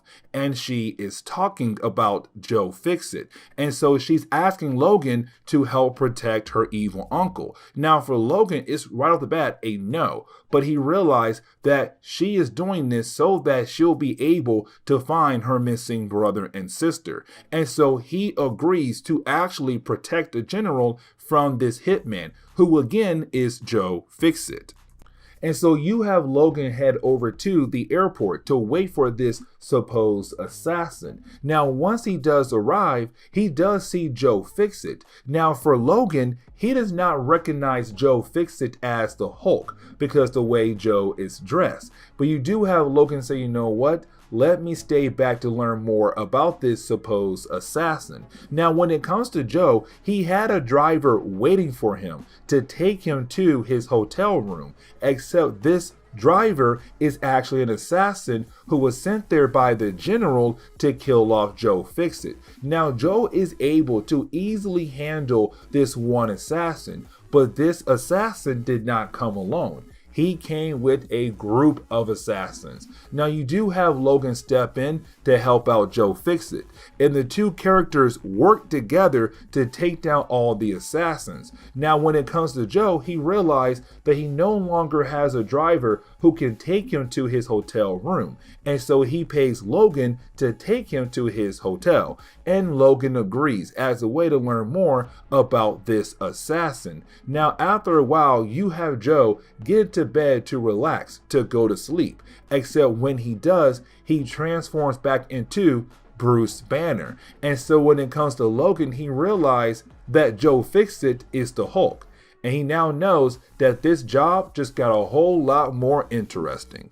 Now the final chapter for this entire storyline is pretty crazy and pretty funny as well, because you have the Hulk getting pranked by Logan in different kinds of ways. So, for example, in the opening pages of the final chapter, you have the Hulk wake up. He goes to take a shower, except when it's time for him to change his clothes, he realized that somebody had replaced all his clothes with purple pants. And they left him a note saying, "We know who you are." And this is Logan saying, "I know you are the Hulk." But this is going to be Logan continuing to do different kinds of pranks to get at the Hulk, but to use the Hulk, or Joe Fixit, as a way to help him with his own personal plans. But either way, you have Joe Fixit say, "I'm going to find the person who is trying to prank me." Now, when it comes to Joe Fixit, he heard if you are trying to gather intel about somebody, the best person to go to is Patch, which is Logan. And so you have Joe head over to the Princess Bar that is partially owned by Patch. Now, once he does arrive, Hulk has no idea that the entire cast, including his target, is also there at the bar. You are talking about Logan, Jessica, Lindsay, Tiger, Karma, and also the General, the Hulk's target. But either way, he wants to gather intel on his target, and so he goes over to Patch. Now, you do have Patch agree to help Hulk to gather intel about his target, except as soon as they walk outside, a truck almost hits the Hulk. Now Hulk is able to dodge it, but he gets very upset and wants to trash the truck, which he does, but he had no idea the truck was holding waste, and so now Hulk smells like you know what. Now Logan decides to be nice, to buy some new clothes for the Hulk, except the clothes he bought for the Hulk is just purple pants, and that's it, to continue the joke. But you have the two go on with their mission.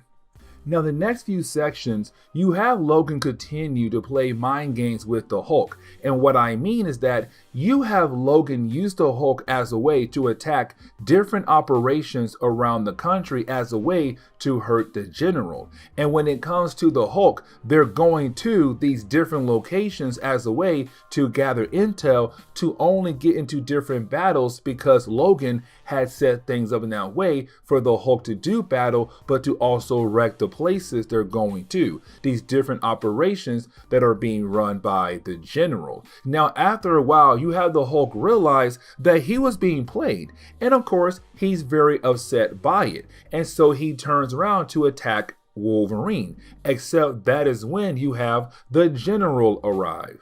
Now, when it comes to the general, he tells the Hulk, or tell Joe Fixit, that he was sent here to help the general to take out Tiger and all her operations. So let me explain. When it comes to the Hulk, he has a mob boss that he actually works for that had loaned him out to the other boss we saw earlier in this story arc, who hired the Hulk to go over to Madripoor to take out the general. But in reality, he was not supposed to do that at all. He was supposed to help out the general to take out Tiger, which means the American crime boss who had hired the Hulk lied to the Hulk and tried to use the Hulk for his own personal gain. And when it comes to the Hulk, he does not like that at all. And so now he is going to head back to Las Vegas to have a one-on-one conversation with that mob boss who hired him, because he hates the idea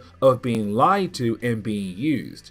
And really, the story ends on that note, where you have the Hulk head back home to America and Wolverine goes on with his day. So yeah, this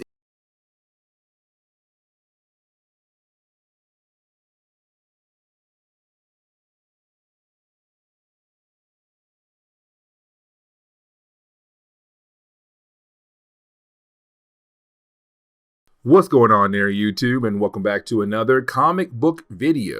Okay, so we are going to continue our coverage over X-Men comics as we work our way up to Days of Future Past. Now, we are going to cover Wolverine number 10. Yes, just one single issue. And the reason why? Because this is the book that helps establish the reason why Wolverine hates Sabretooth. Really, it gives us the first of many to come down the road. Now, here's the thing, because Sabretooth first appeared in an Iron Fist comic, but later on, he reappeared in an X-Men comic in the middle of the Mutant Massacre. But in that comic, we got Wolverine telling us that for some reason, he hated Sabretooth.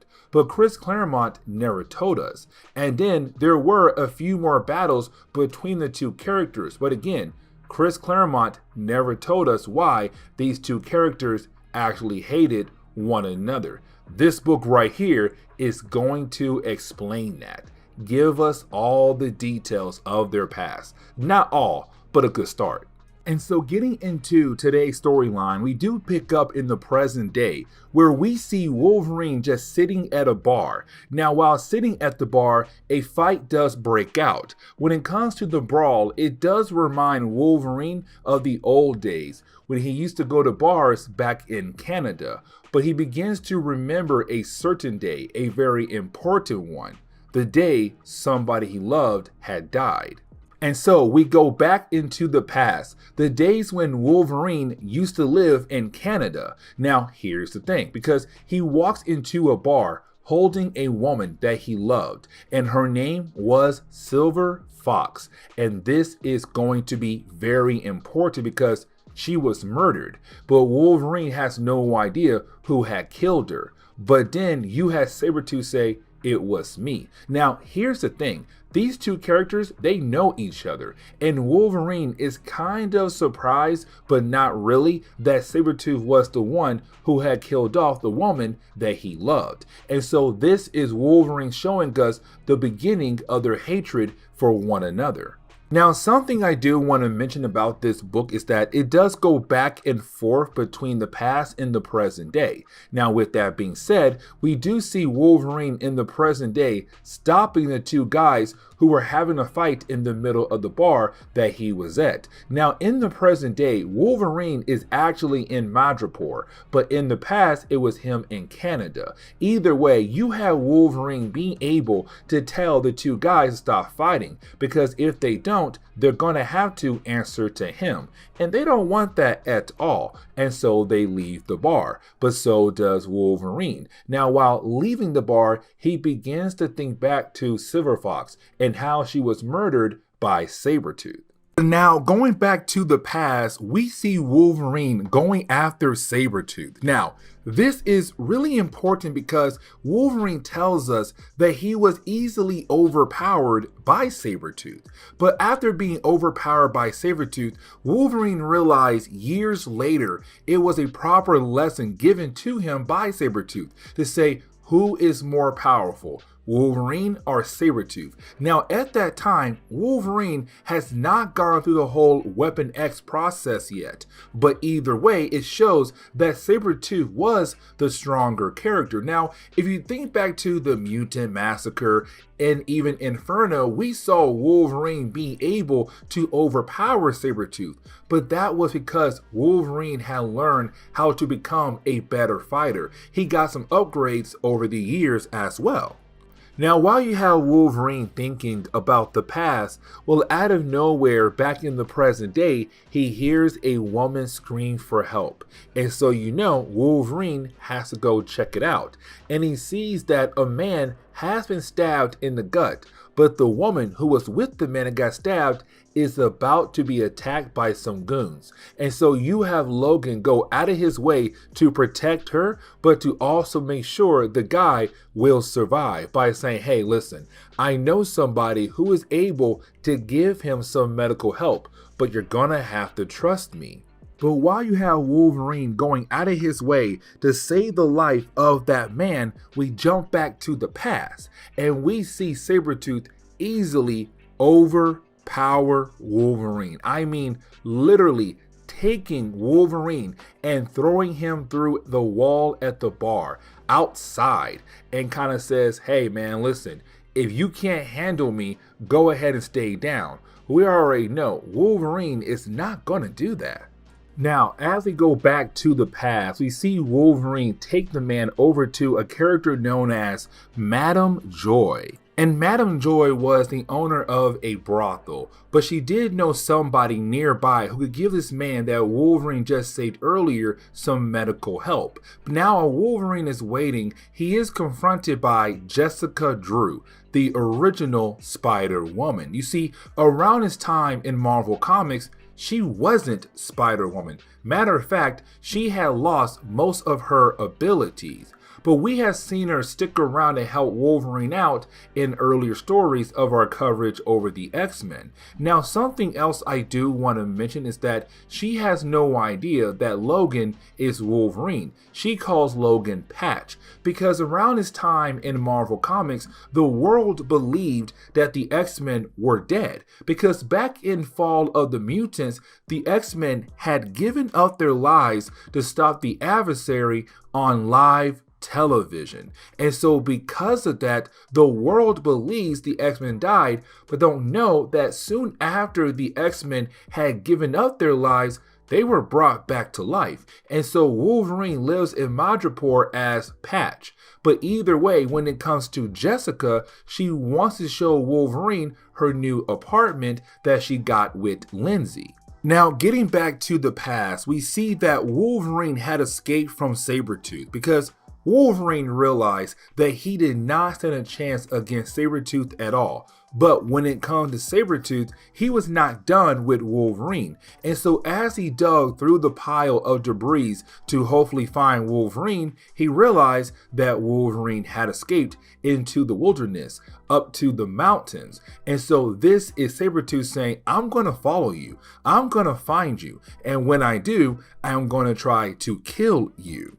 Now, getting back over to the present day, we do pick up with Wolverine checking out the apartment of Jessica Drew and also Lindsay McCabe. Now, when it comes to the apartment, he finds out that it was given to them by the prince. Now, here's the thing, because there are a few reasons why the prince had given the apartment over to Lindsay and Jessica. You see, in her last video, we found out the prince had a huge crush on Lindsay. He followed her entire acting career, and so he was so happy to finally meet her. But there is another reason why.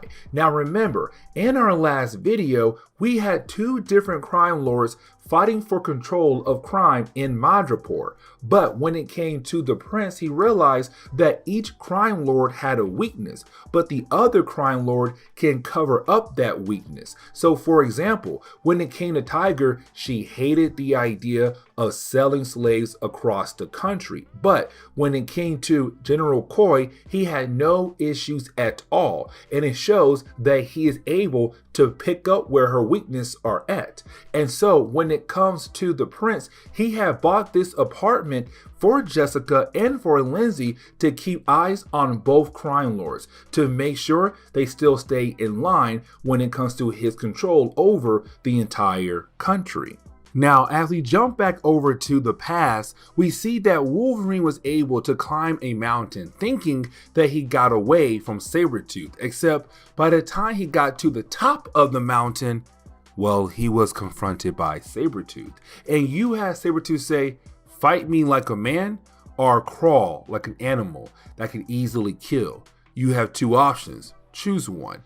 Now, getting back over to the present day, we see that Wolverine is meeting up with Sheriff Ty, the man in charge of the police department, which is really obvious. But either way, when it comes to Wolverine and Sheriff Ty, you have Ty telling Logan, "Hey man, listen, I heard you trying to play hero in Lowtown, and I'm telling you right now, cut it out, because sooner or later it's going to get you in trouble." You see, when it comes to Madripoor, there are two different areas, Lowtown and Hightown. Lowtown is where most of the crime happens in Madripoor. There's still crime in Hightown, but not as often as in Lowtown. But either way, we kind of find out that Logan had Ty look into a particular character, hoping to find out what happened to this supposed character.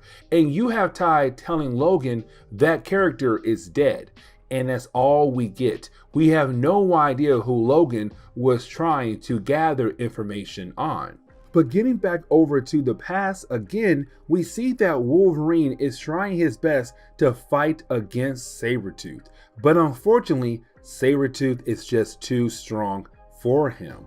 Now we also kind of find out that Sabretooth had killed Silver Fox on Wolverine's birthday.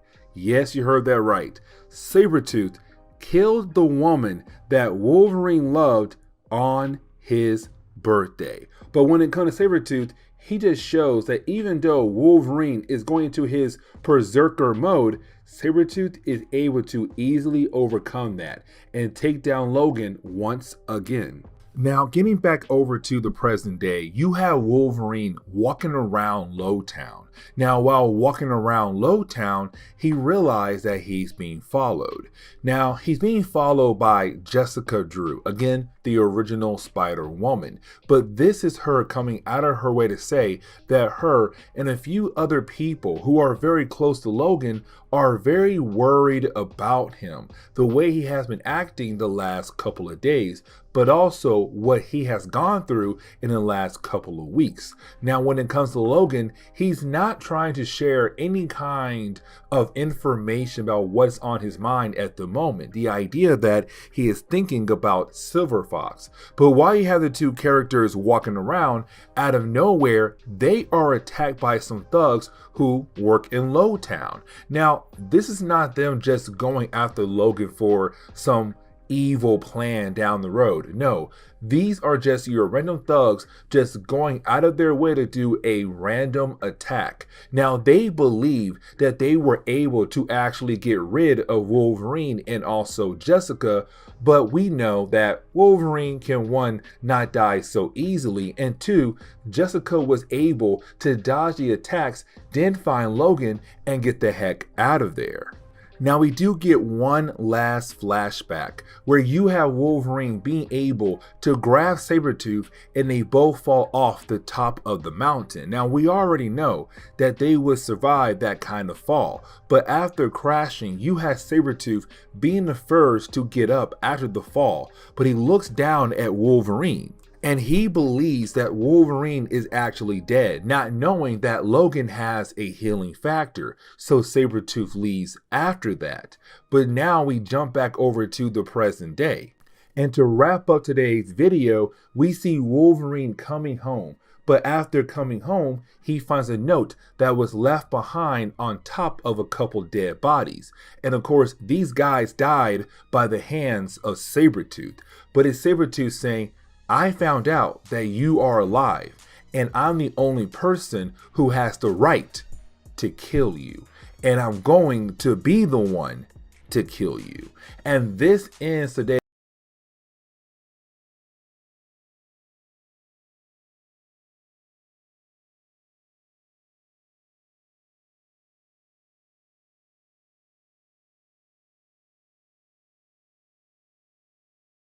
Okay, so getting back into our coverage over the X-Men, we are going to dive into Peter David's first Wolverine story, a 6-part story arc called The Johanna Stone.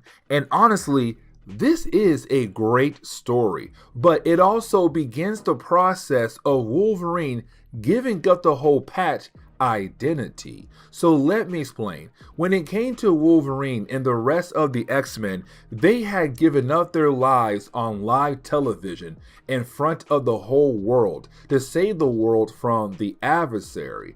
And so the world believed that the X-Men had died at that moment, not knowing that the X-Men were brought back to life soon after they had given up their lives. They were brought back to life by Lady Roma. Now, when it came to the X-Men, they believed it would be better for them to hide in the shadows, to continue to have the world believe that they are dead, but also their family and friends, so that they'll be able to go after different enemies. And so when it came to Wolverine, he continued that idea and took up the name better known as Patch while he was in Madripoor.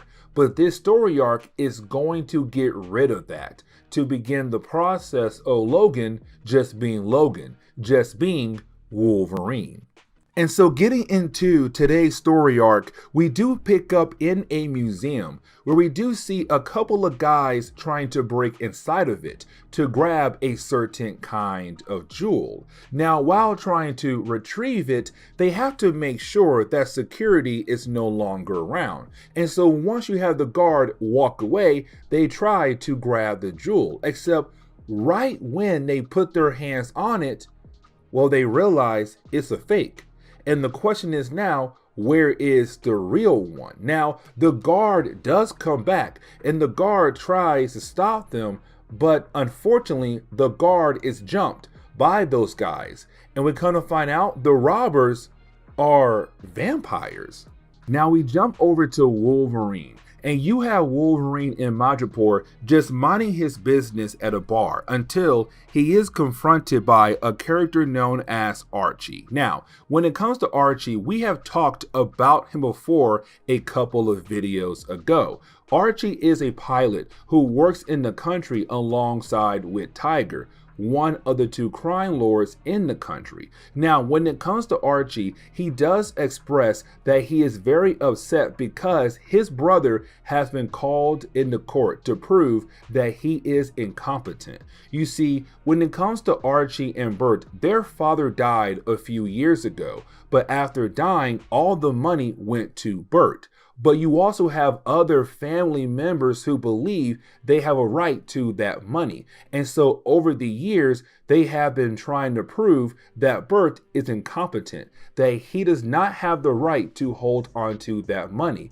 It should be given to somebody else. And when it comes to Archie, he was called by Bert to come back home to San Francisco to come to the next court hearing to help prove that his brother is mentally okay. okay. Now, when it comes to Bert, there is a problem. Not really, but to other people, it is. He loves to cosplay. After watching a movie or reading a book, he likes to pretend that he is a certain character.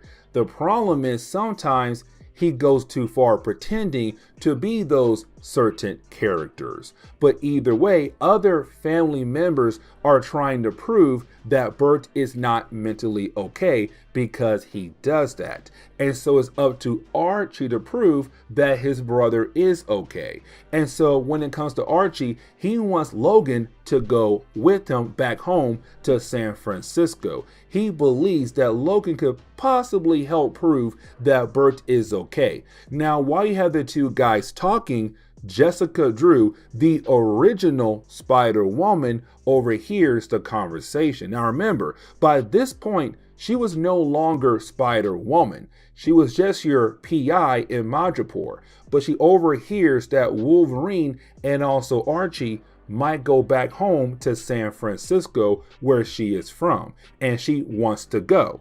And so you have all three characters agree to head back over there. And so while you have Wolverine, Jessica, and also Archie arrive at the home of Bert, Bert shows that he's very happy to see his brother, but he is acting more normal than he usually does. And so for Archie, he feels like there is something going on with his brother, but he has no idea what it could possibly be. But you have Archie tell Bert that Logan and Jessica are here to help prove that Bert is okay, that he's not incompetent. And so you have Archie tell his brother, you better be there tomorrow morning for the court hearing. And while you have our heroes leave, we see Bert go to a certain drawer. And once he opens it up, we see him holding some kind of jewel.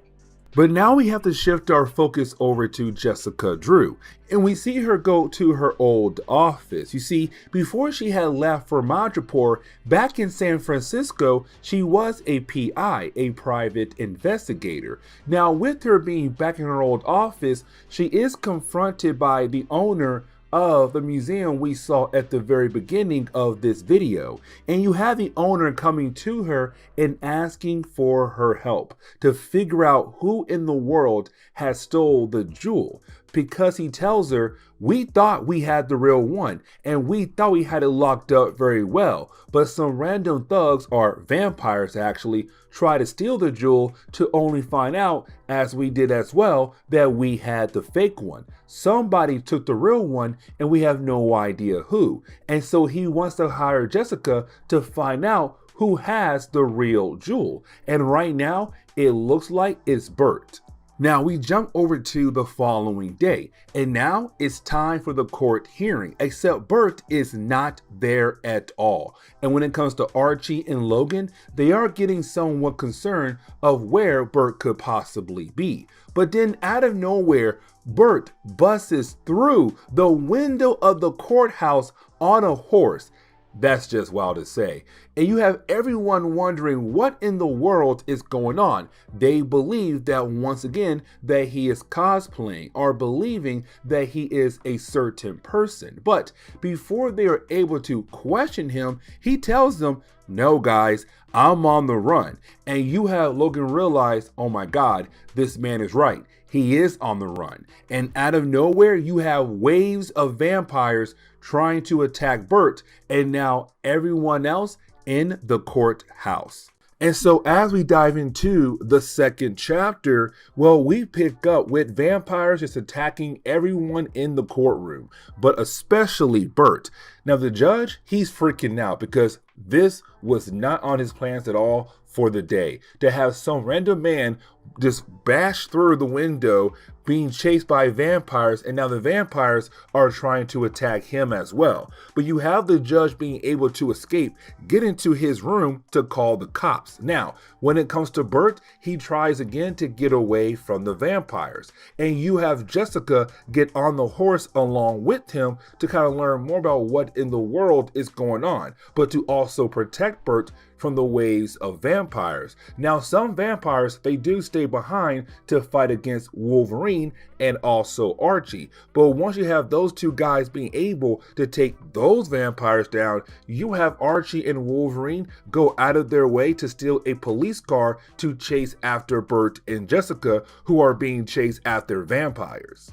And so then we get a quick page of our mysterious bad guy hiding in the shadows. Now, our mysterious bad guy is holding what seems to be the incomplete version of the Johanna Stone. He only needs a few more pieces, and most likely that means one of those pieces could be with Bert, or possibly the final piece is with Bert. But either way, he's waiting for the right opportunity to get the final piece away from Bert.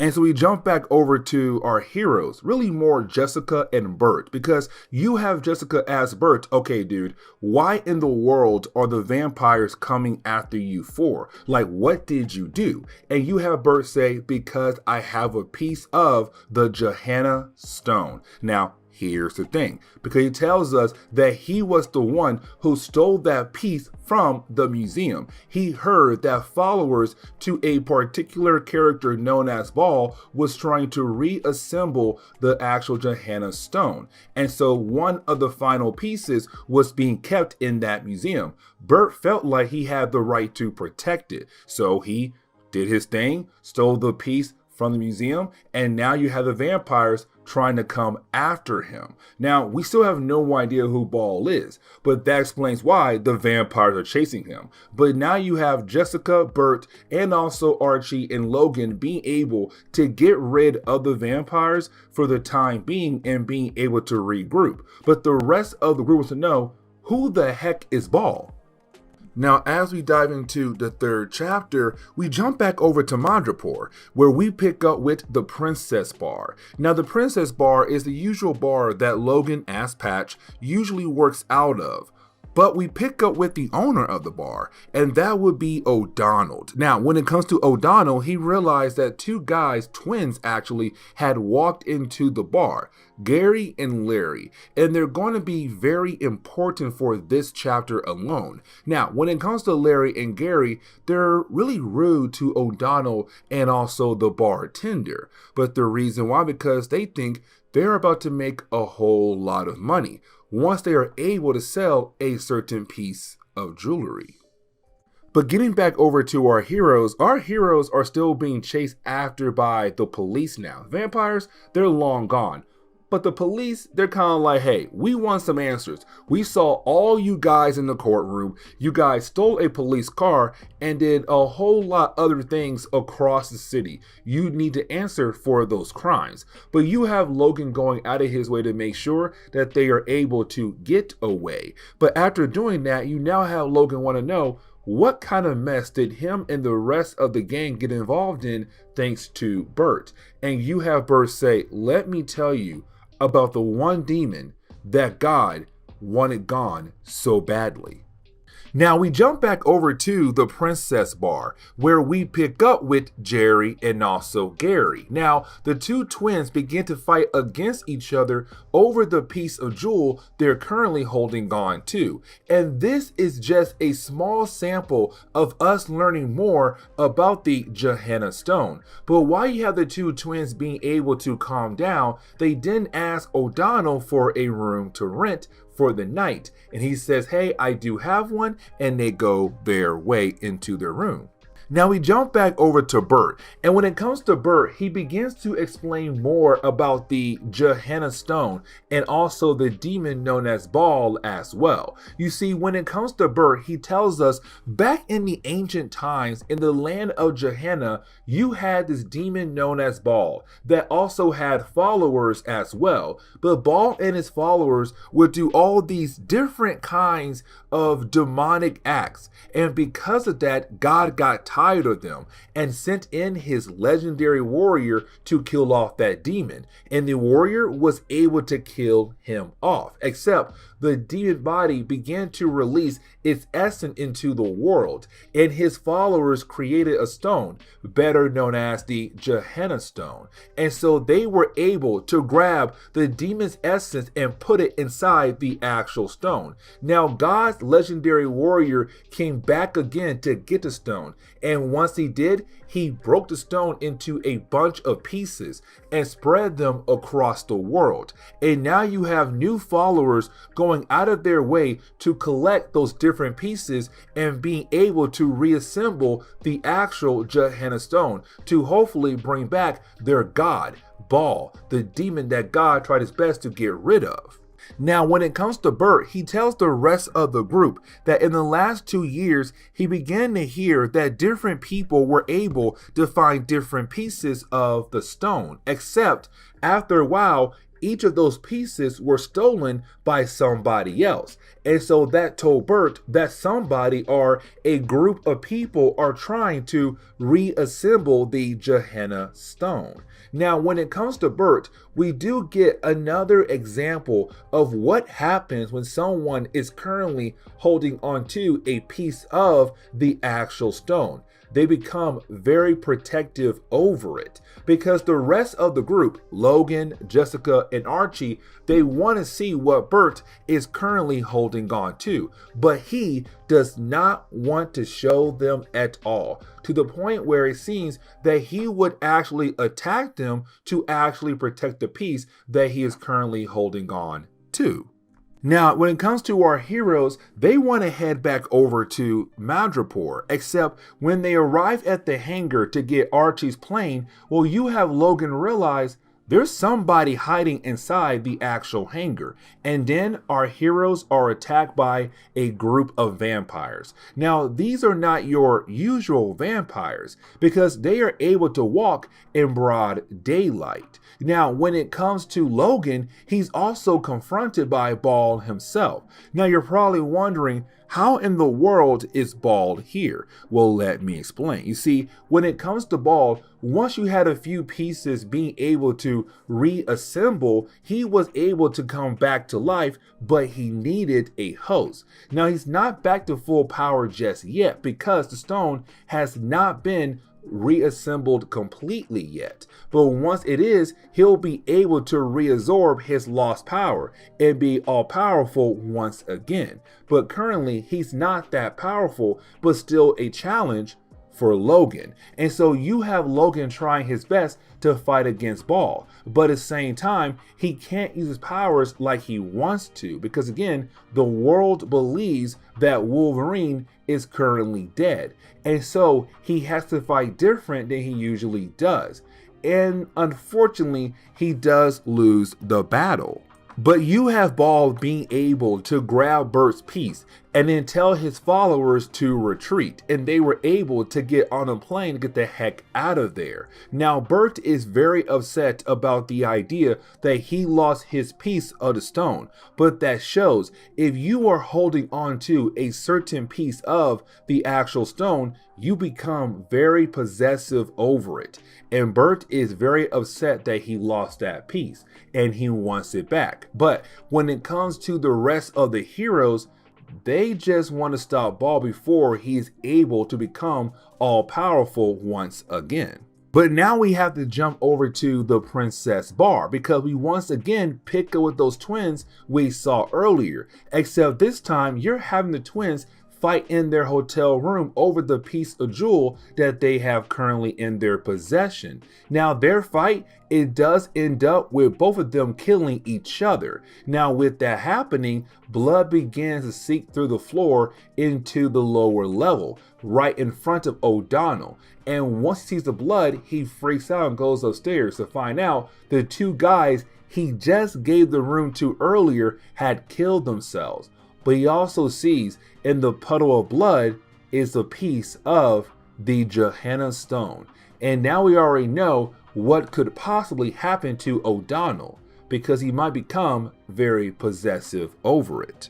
And so we did pick up our heroes on Archie's plane falling behind Ball's plane to hopefully get the jump on them, but to also get the stone back as well. Now, when it comes to Logan, he does go to the back of Archie's plane to retrieve a certain bag that he always carries around. Now, this begins the process of Logan getting rid of the whole Patch identity. And so we're going to see him wear his actual Wolverine suit for the first time in this actual series. But we have to jump back over to the Princess Bar because now we pick up with O'Donnell once again. And you have O'Donnell with Lindsay, and you have the two characters talking to Ty. Now remember, Ty is the sheriff of the police department in Madripoor. But when it comes to Ty, he wants to know what exactly happened. Now, O'Donnell tells him, hey, those two guys, they walked in, they asked for a room, they went to the room, they got into an argument, then a fight, and then killed each other. But I did find this piece of jewel in their pool of blood. Now, when it comes to Ty, he wants the piece handed over to him. But you have O'Donnell saying no. But O'Donnell is acting the same way Bert did earlier. Very possessive over the piece of stone that he's currently holding on to.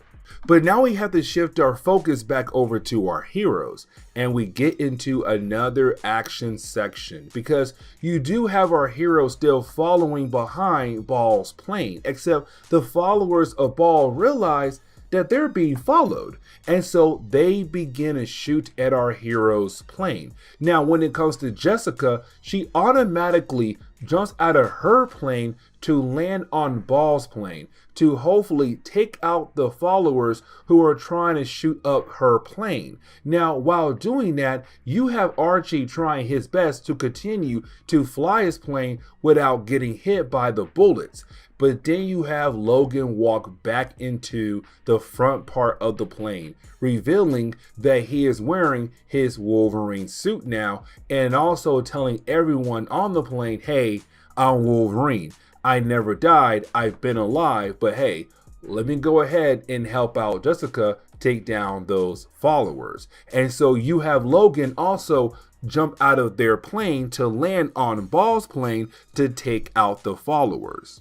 But we have to jump back over to the Princess Bar, where we get another example of what happens when somebody is actually near a piece of the Gehenna Stone. Yes, you heard that right, when they are near the piece, because usually we have seen so far, if you are holding on to a piece, you become very possessive. But now we're seeing other people are being affected even though they don't actually possess a piece of the stone. So for example, Lindsay McCabe, because she was near O'Donnell, who was holding on to a piece of the stone, she now wants the stone just as bad as he does, except she's trying her best to make a deal with him, saying, listen, all I want to do is see the stone. And if you were able to show me, then I will give you some, some fun time in the bedroom, which he does accept very easily. But getting back over to our heroes, really more Logan and also Jessica, while you have the two heroes fighting on the plane, she does reveal that she always knew that Patch was Wolverine, to kind of show that the whole idea of trying to pretend to be somebody else honestly did not really work out for him like he was hoping it would. And so he's kind of like, if she found out who I was, I wonder who else knew that Patch was actually Wolverine. Either way, you do have the two heroes being able to work together to take down the followers, but to also destroy their plane as well. Now, Logan knows that Ball is not dead because as the plane went down in flames, he could see Ball's face, and Ball's face is just laughing at Logan to tell Logan, listen, because I have most of the pieces of the actual stone, most of my power back, something like this could not easily kill me off. And now you have Ball also kind of hinting at the idea of the possibility that even God's warriors can't even stop him this time. But either way, Logan knows that Ball is going to continue to find the rest of the pieces of the actual stone.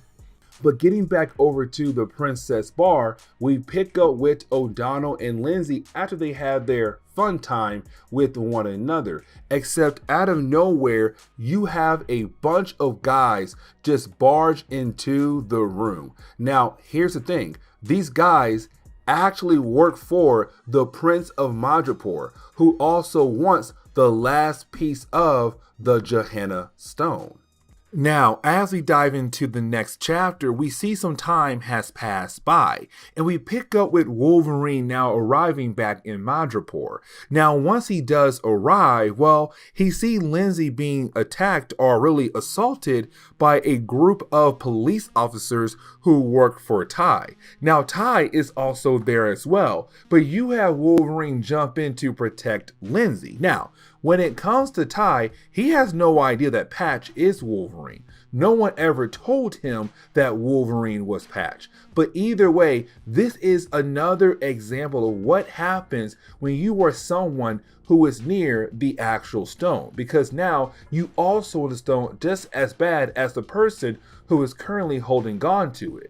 And when it came to Ty, he was near O'Donnell when O'Donnell had his piece of the stone. And ever since that moment, the kind of urge inside of Ty kept growing and growing, wanting the actual stone in his hand. Now, after saving Lindsay from the police officers and Ty, you have Wolverine change back into his regular clothes and go over to the Princess Bar. Now, this is the moment where Wolverine finds out that everyone knew that he was Wolverine. The idea of him being Patch was technically pointless. Now, when it comes to O'Donnell, Archie, and Lindsay, Logan can tell they're acting really different. Really more O'Donnell and also Lindsay. Archie is not acting weird at all, but he does also walk into the Princess Bar. And when it comes to Logan, he wants to have a better understanding in what is exactly happening to Bert and other people who have been close to the actual stone. Now, when it comes to their conversation, it's really used as a way to catch us up with what happened at the end of the last chapter. You see, when it came to O'Donnell and Lindsay, when they were getting their freak on, well, you did have the men who worked for the prince barge in the room to take the piece of the stone that O'Donnell had. Now, we do get another example of what happens when you are near the stone. You become very possessive. And when it comes to Lindsay, she wanted to keep the stone in their possession, but she never had possession of the stone. Now, after you have the men of the prince being able to actually take the stone, we jump back to the present day, where you have Logan wondering what kind of stone did O'Donnell have. And so he goes out of his way to draw a picture of what the stone looked like. And we can now confirm that O'Donnell did have a piece of the Gehenna stone. Now, while you had the three guys talking, well, they're confronted by Ty, again, the sheriff of the police department, who is trying his best to get the stone in his possession. Now, it does lead into a small battle, but at the end of the battle, you have Ty tell Logan and the rest of the crew that the prince does have the final piece of the stone.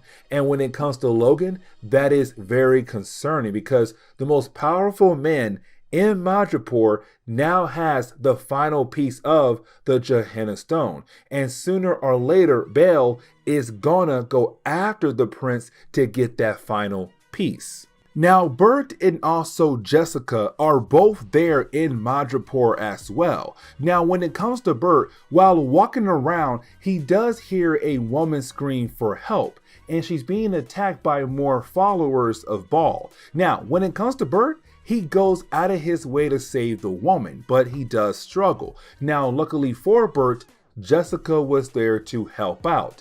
Now, one of the followers is able to get away. And when it comes to Bert and Jessica, it's the perfect time to follow that follower to hopefully find Ball and to hopefully stop all this mess that is currently going on in Madripoor. But they're also heading towards the palace that is currently owned by the prince. Now, something we have to remember, when it comes to Jessica Drew, she actually works for the prince in a way. You see, when it came to the prince, he had two crime lords fighting for control over crime in his country. But he realized that both crime lords had a different weakness that the other could actually overcome. But he wanted to make sure that both crime lords stay in their place. And so he had hired Jessica to be a PI, but have her office right in the middle of the two territories of the two crime lords. And so she does work for the prince. And so she was able to easily access the actual palace. Except when she walks into the main room, she finds the prince, but the prince is having drinks with Ball, and currently they're about to make a deal with one another. Now, when it comes to the prince and Ball, they have a deal with one another. You see, when it comes to Ball, he's trying his best to buy the last piece of the actual stone he needs to recreate the Johanna stone from the prince. Now, for the prince, he was having a good conversation with Ball, but until you have Ball actually say, hey, I want to buy the last piece off of you, well, to the prince, you're no longer evil. That you have to go out of your way to buy something that you want that bad, you're not as bad as the world believes that you are. Now, when it comes to Ball, he's not trying to kill off the prince at all. Matter of fact, he says, how about this? If you give me the last piece, I'll give you the money, but I'll also give you the ability of immortality.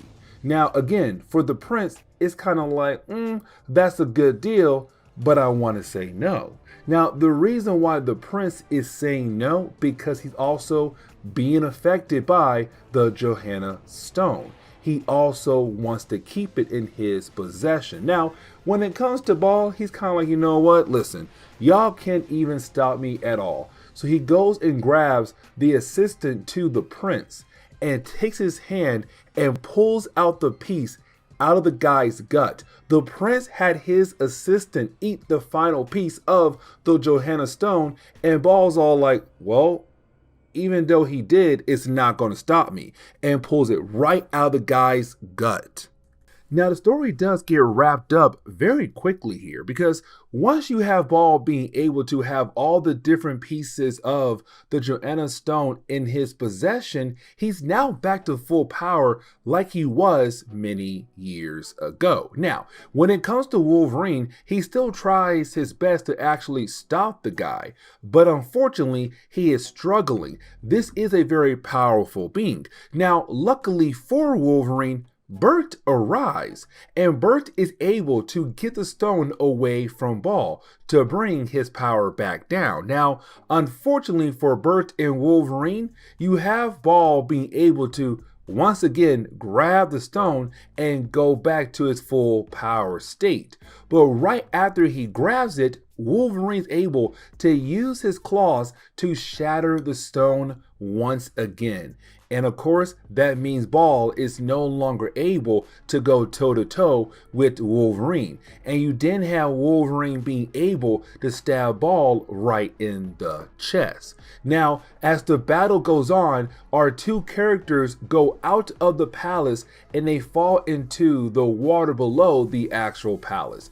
And once you have both characters wash up on shore, Ball dies right next to Wolverine. And when it comes to our heroes, they truly believe that Ball will not be able to come back to life this time. And the reason why, because remember, the first time Ball died by the hands of that great warrior of God, his essence was flown into the actual stone by his followers. But this time, when it came to Wolverine, he had shattered the stone, but also killed off Ball. But none of his followers were able to make sure that his essence had flown back into the stone this time. And so when it comes to Wolverine, he believes that the spirit of Baal had finally returned, most likely back to hell.